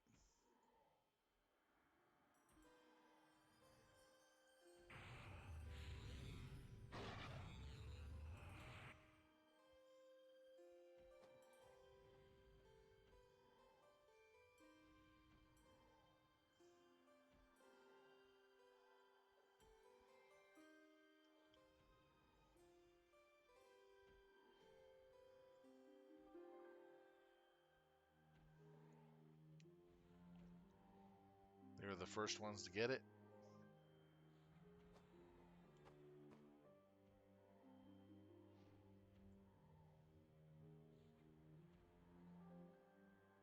So basically, in order to kill this guy, you have to get a debuff from him. The debuff allows you to do 1% damage to him for every time you proc.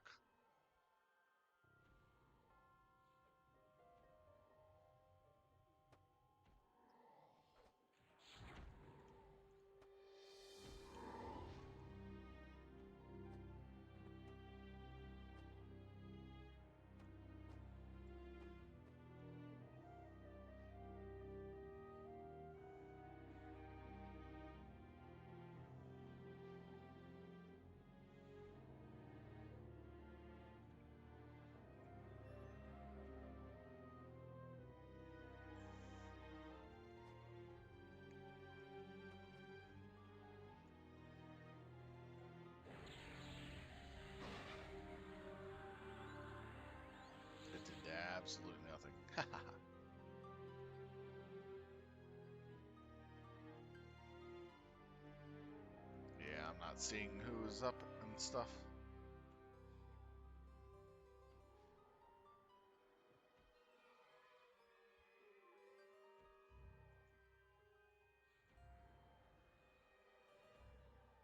There we go.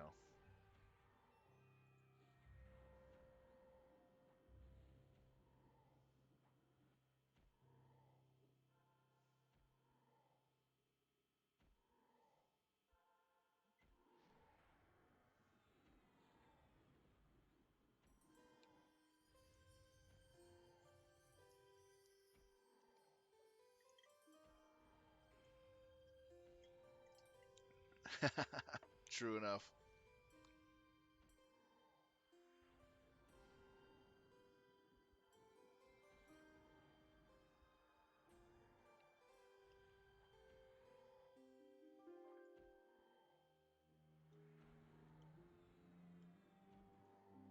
Jonia Mass Group buff used. Jonia Mass Group buff used. Liriana's the last one.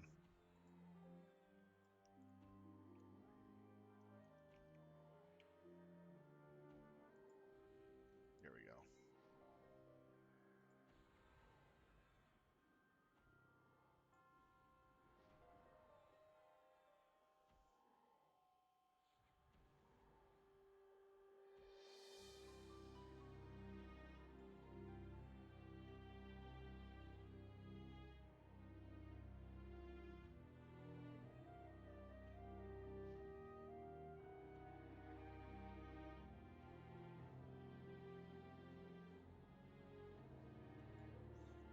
Alright, we should be getting golems soon here.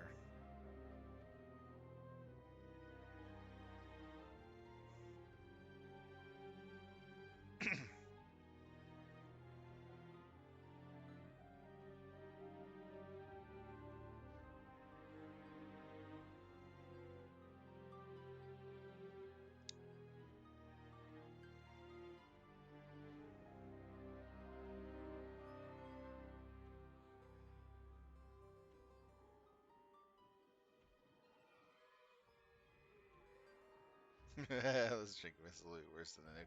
It'll melt an entire factory with just one missile. Melt an entire mech factory with only one missile.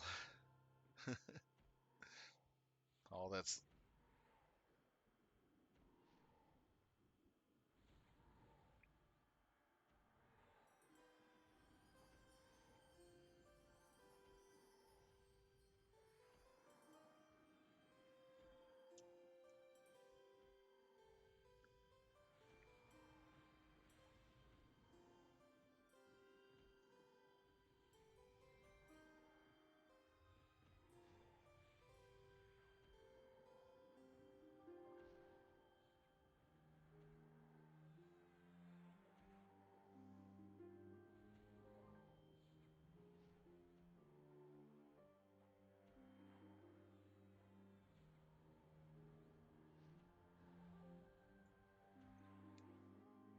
We we only have 3 people with the debuff on. This is ridiculous.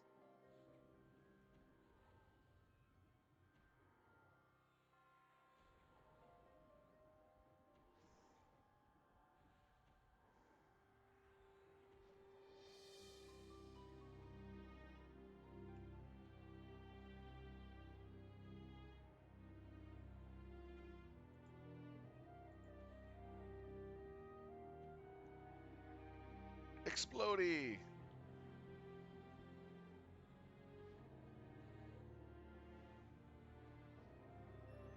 Oh,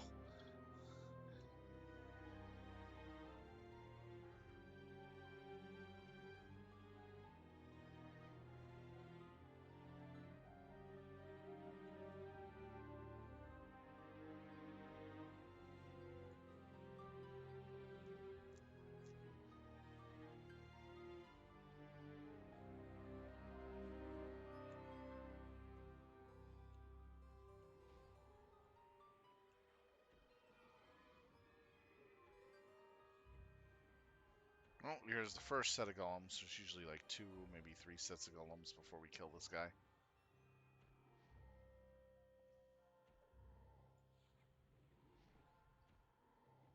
Whoa.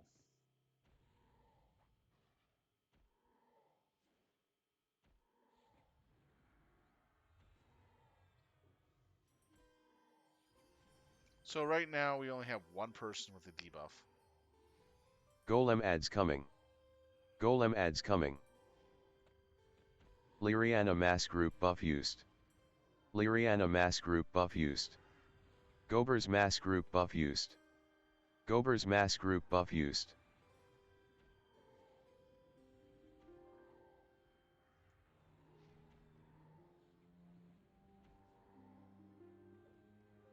I'll have my group Paragon up in 3 minutes.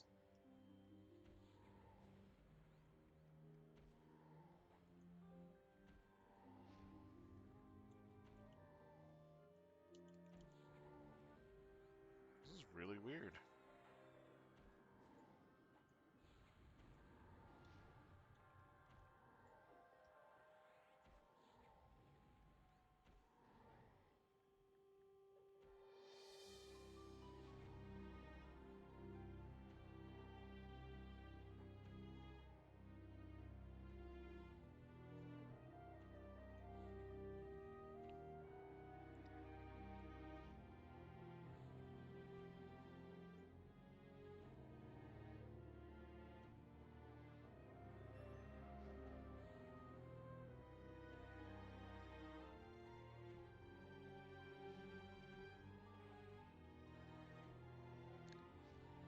Yeah, like that.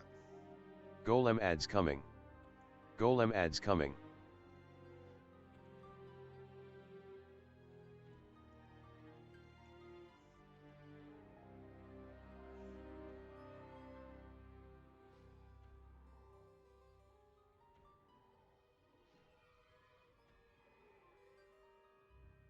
Roller mass group buff used. Roller mass group buff used.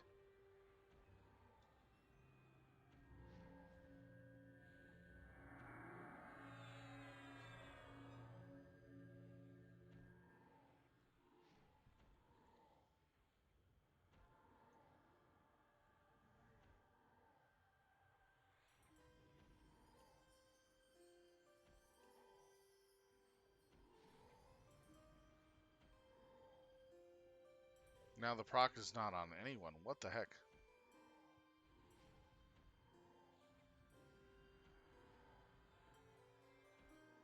Stuff like that. It's actually pretty cool.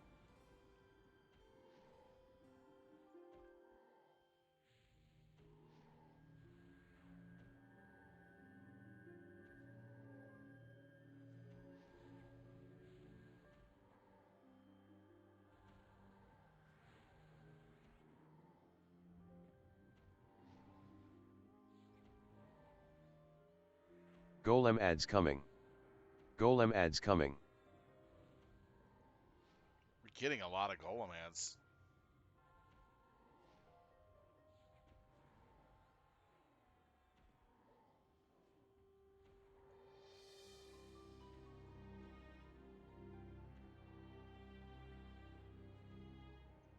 We might have to have people just attacking him to get the buff.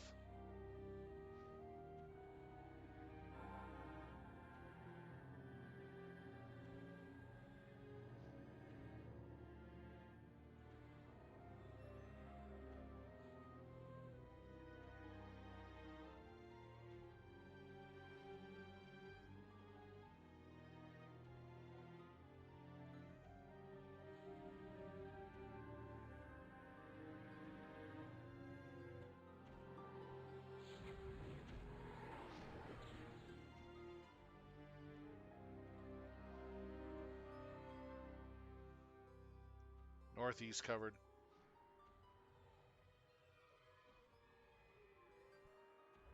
No, we haven't.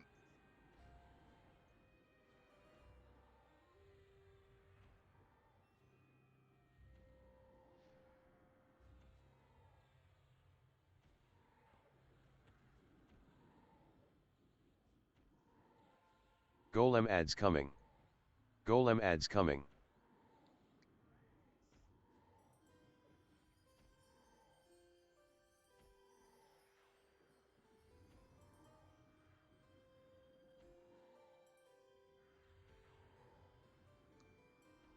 This is Sylv. I have my Paragon up for group.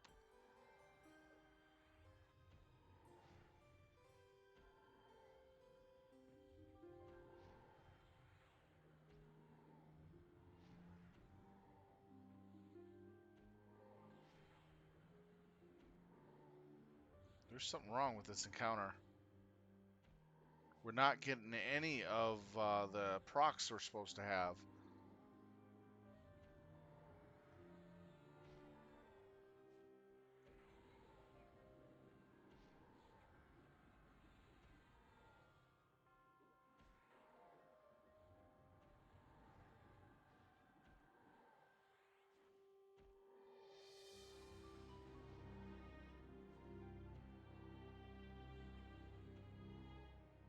Okay, the problem we're having here is something on the update caused him not to give out his procs to kill him. So we have no one in the raid right now that can damage him because the procs have stopped coming. Golem ads coming. Golem ads coming.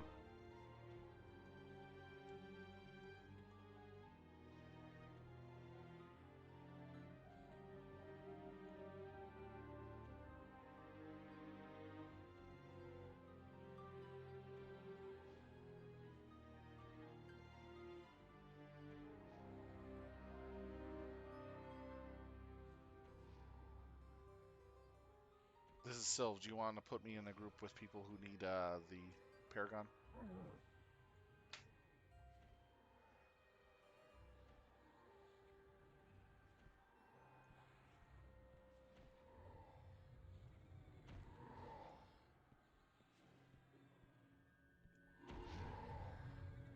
Yeah, I had my pet fighting the giant, and I got the proc.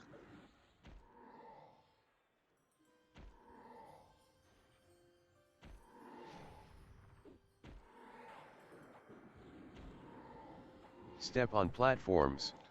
Northeast Step on platform needs to be platforms. covered. Northeast. Step on platforms.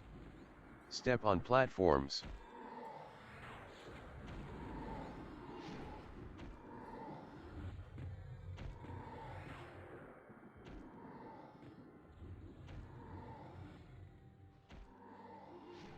Yeah, you actually have to be meleeing him in order to get the Golem ads procs. coming.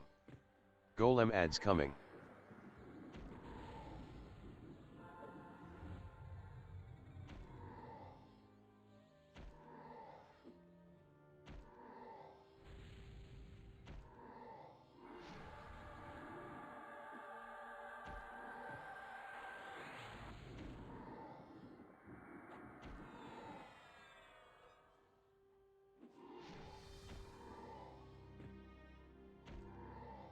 Increase my attack rate as fast as I can.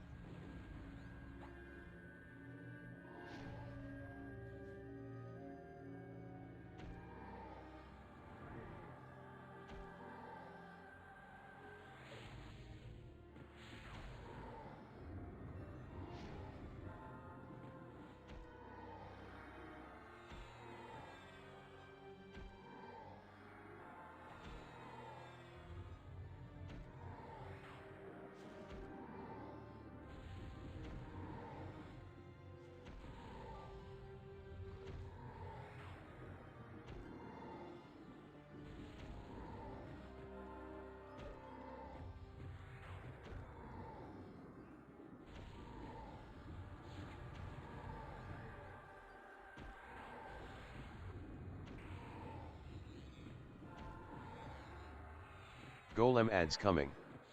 Golem ads coming. Casting now.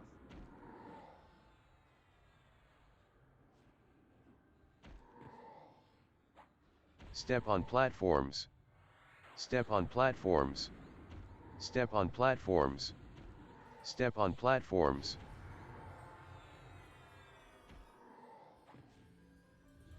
Two minutes for Janya.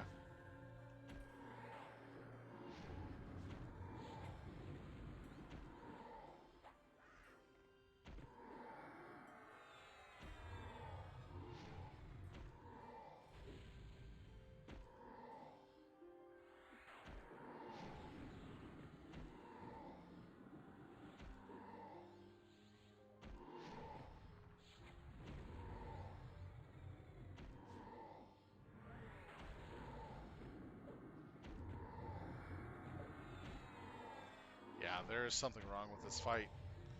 The procs aren't coming as fast as they used to. It's like ultra slow.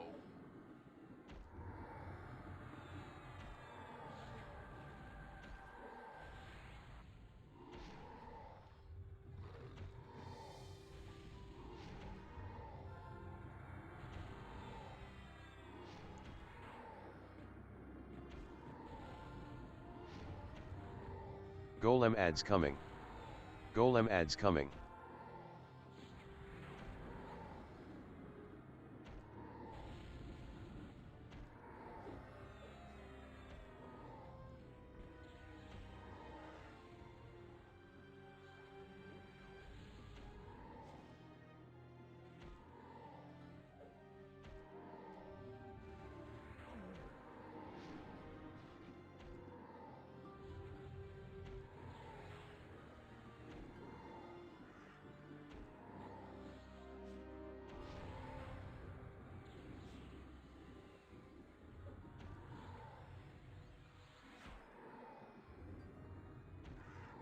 Step on platforms. Step on platforms. Step on platforms. Step on platforms. Okay. Can...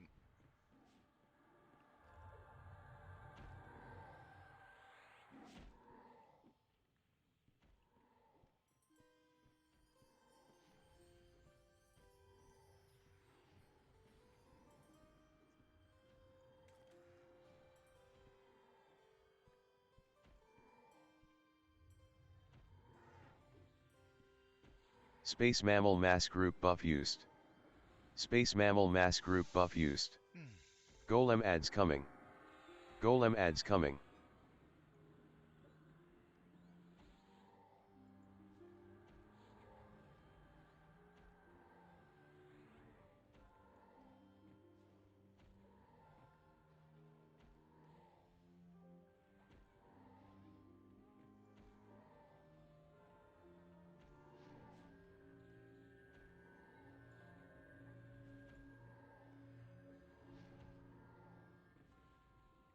Lyria mass group buff used. Lyria mass group buff used.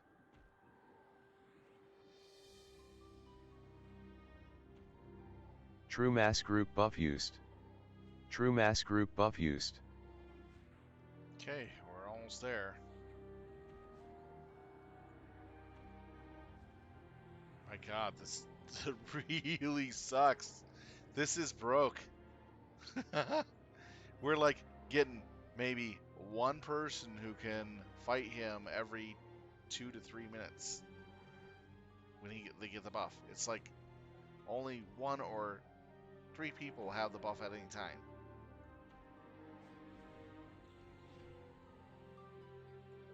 Step on platforms. Step on platforms. Step on platforms. Yeah, they Step got on it. platforms.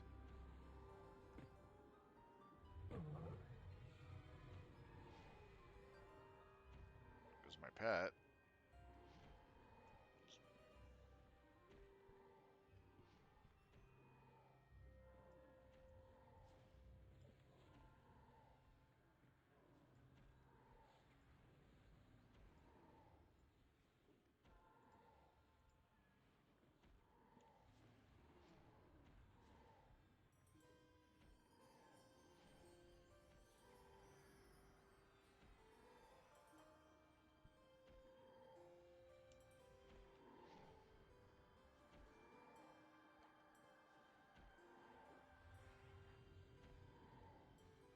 All right, we're almost got him killed. Wow. For those who are going to do this raid later this week, be prepared. It's going to be a long one for this one. Oh man, talk about suckage.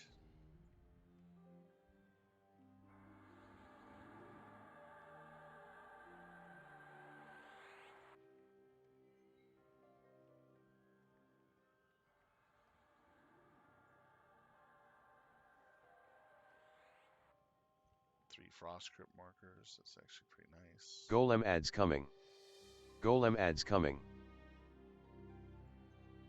We got 2 BPs.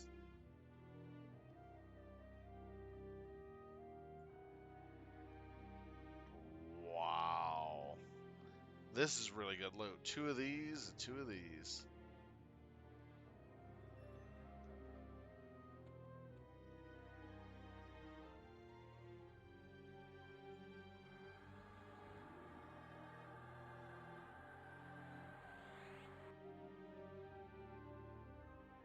Very nice.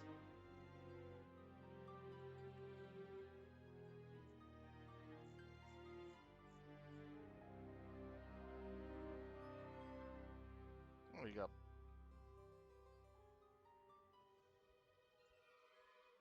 last one is going to be rolling soon.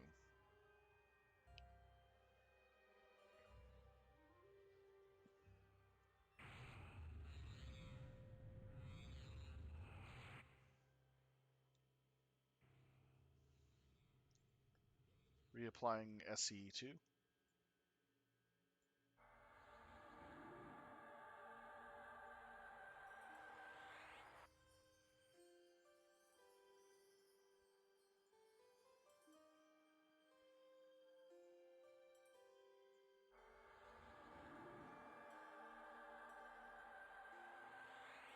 Oh boy. I hate to see. Holy cow. Yeah, that escalated fast. The BP is at like over 80 Trillin now. mass group buff used.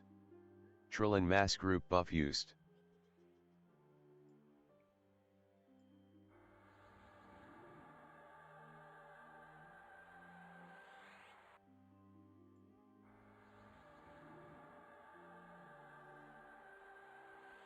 All right.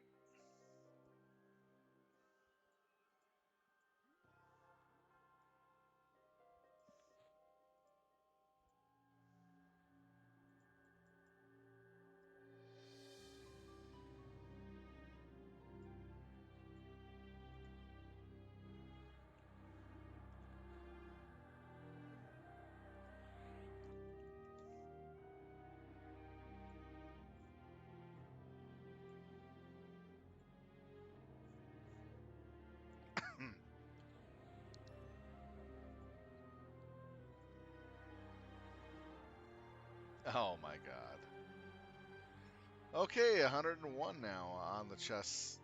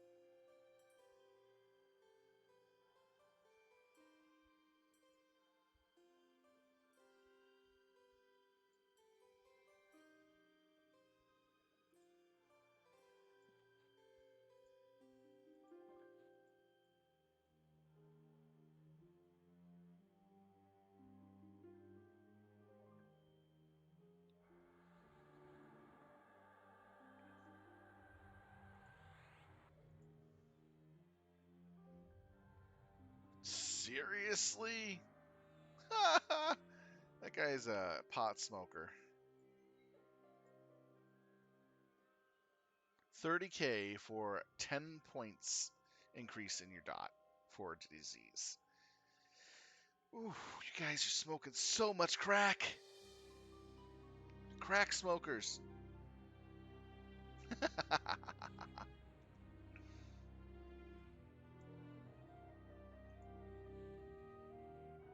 All right, you have a good night, Sergey, and sleep well. looks like we're going to do one more quick target here. Charmin Mass Group buff used. Charmin Mass Group buff used.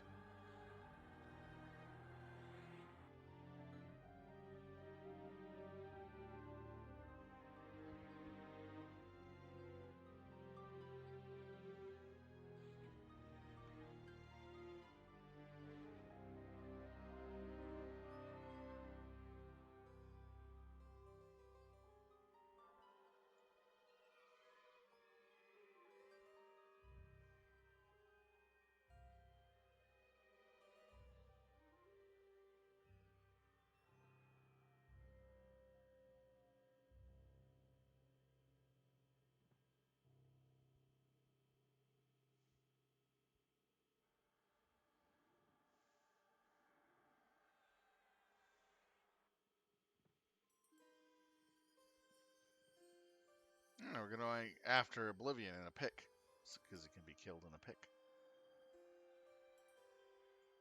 It's going to be interesting. So we're going to be waiting here for a minute for ports to go out.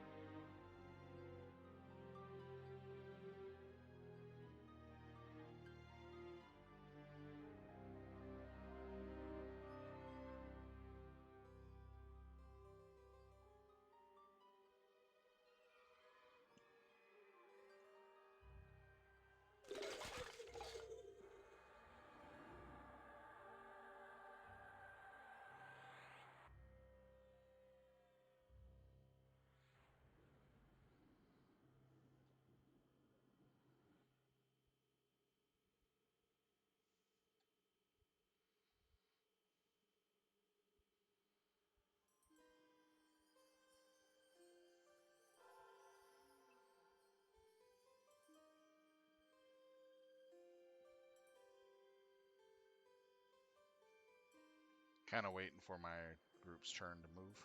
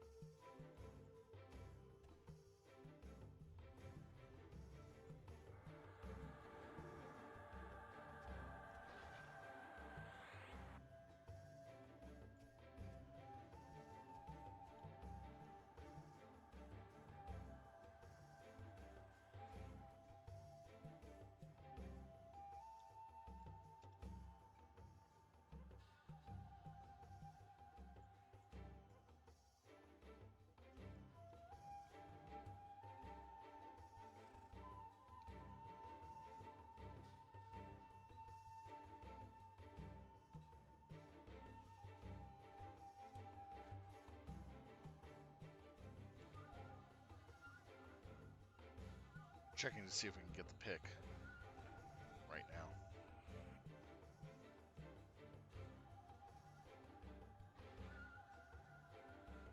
We should have enough to cause the pick to flip.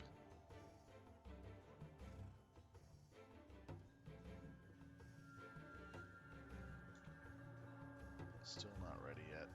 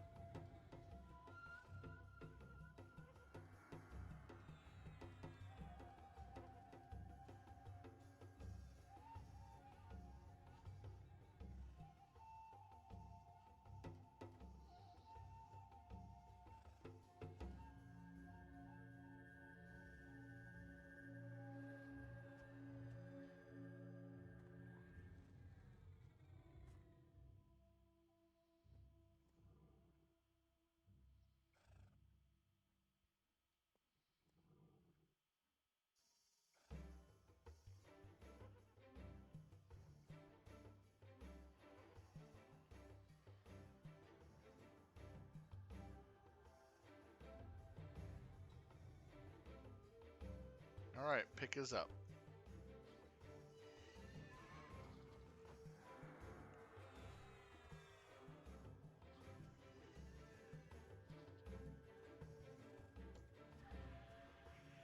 Invis dropping on Silv Talon.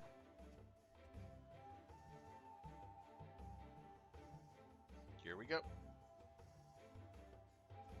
So supposedly Oblivion can be summoned when you make a new pick. So now we're going to go to the new pick, and we're going to go hit Oblivion.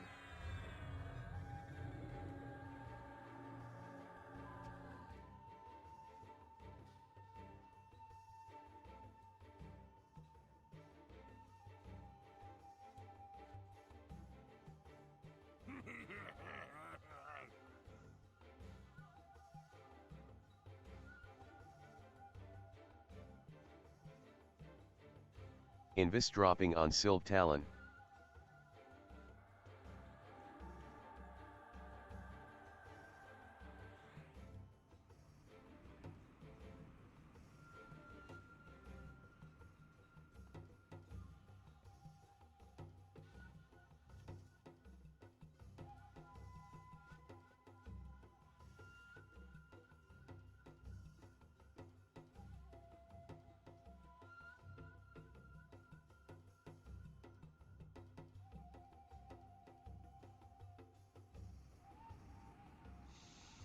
Hmm.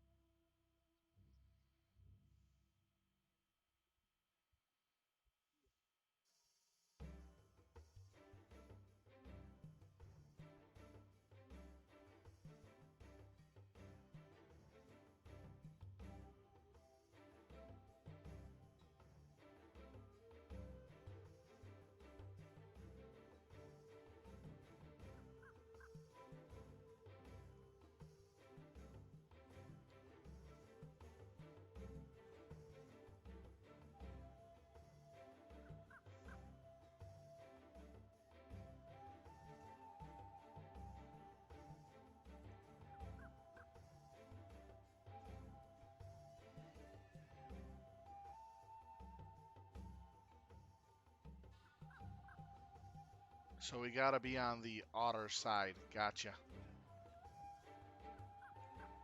The otter side. They didn't get it.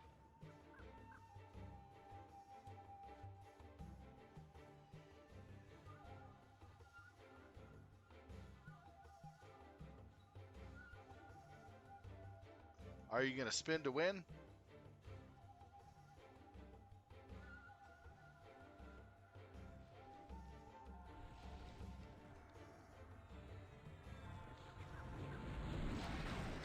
We got. We gotta. We got to get Gober's voice line screaming "Holy dagger."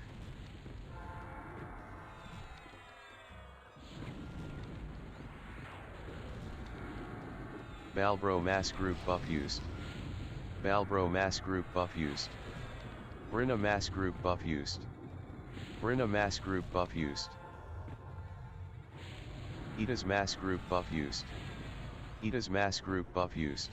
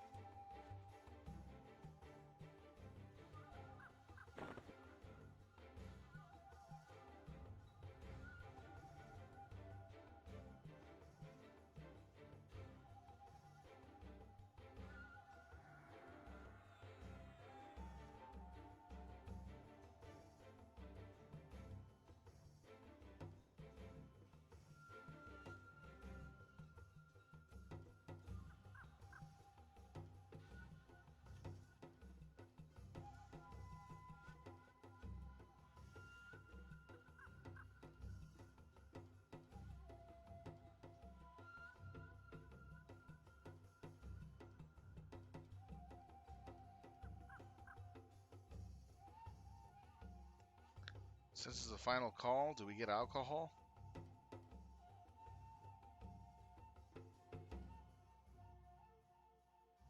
You don't have an AC?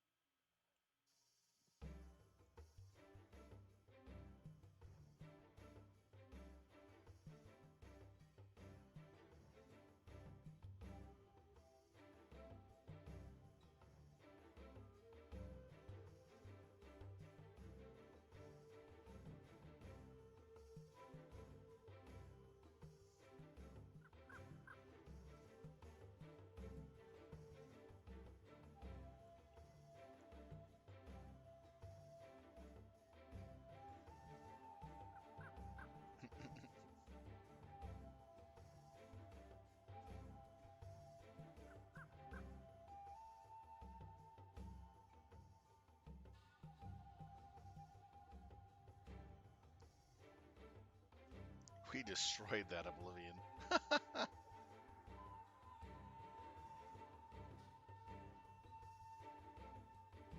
We took it to Oblivion Elder Scrolls and dropped it off. Take your garbage back.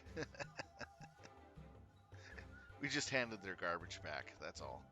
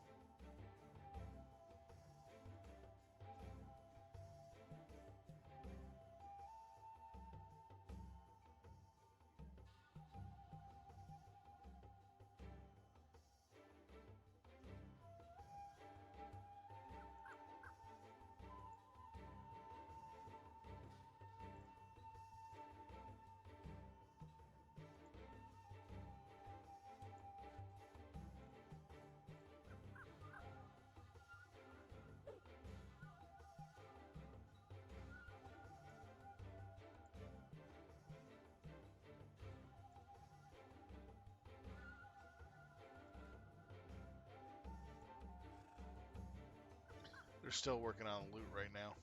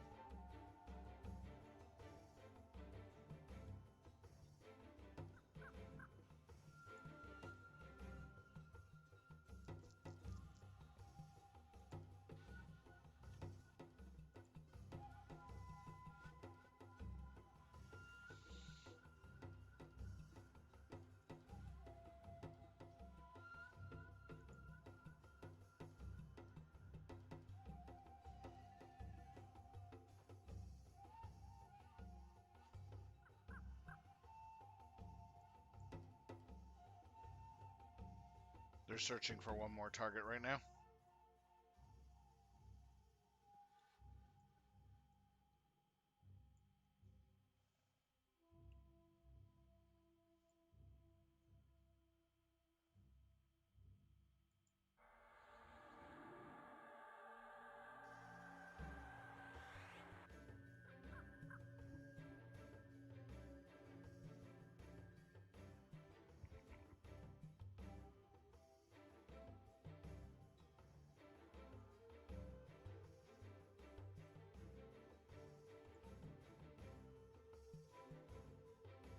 Kind of looking over something real quick.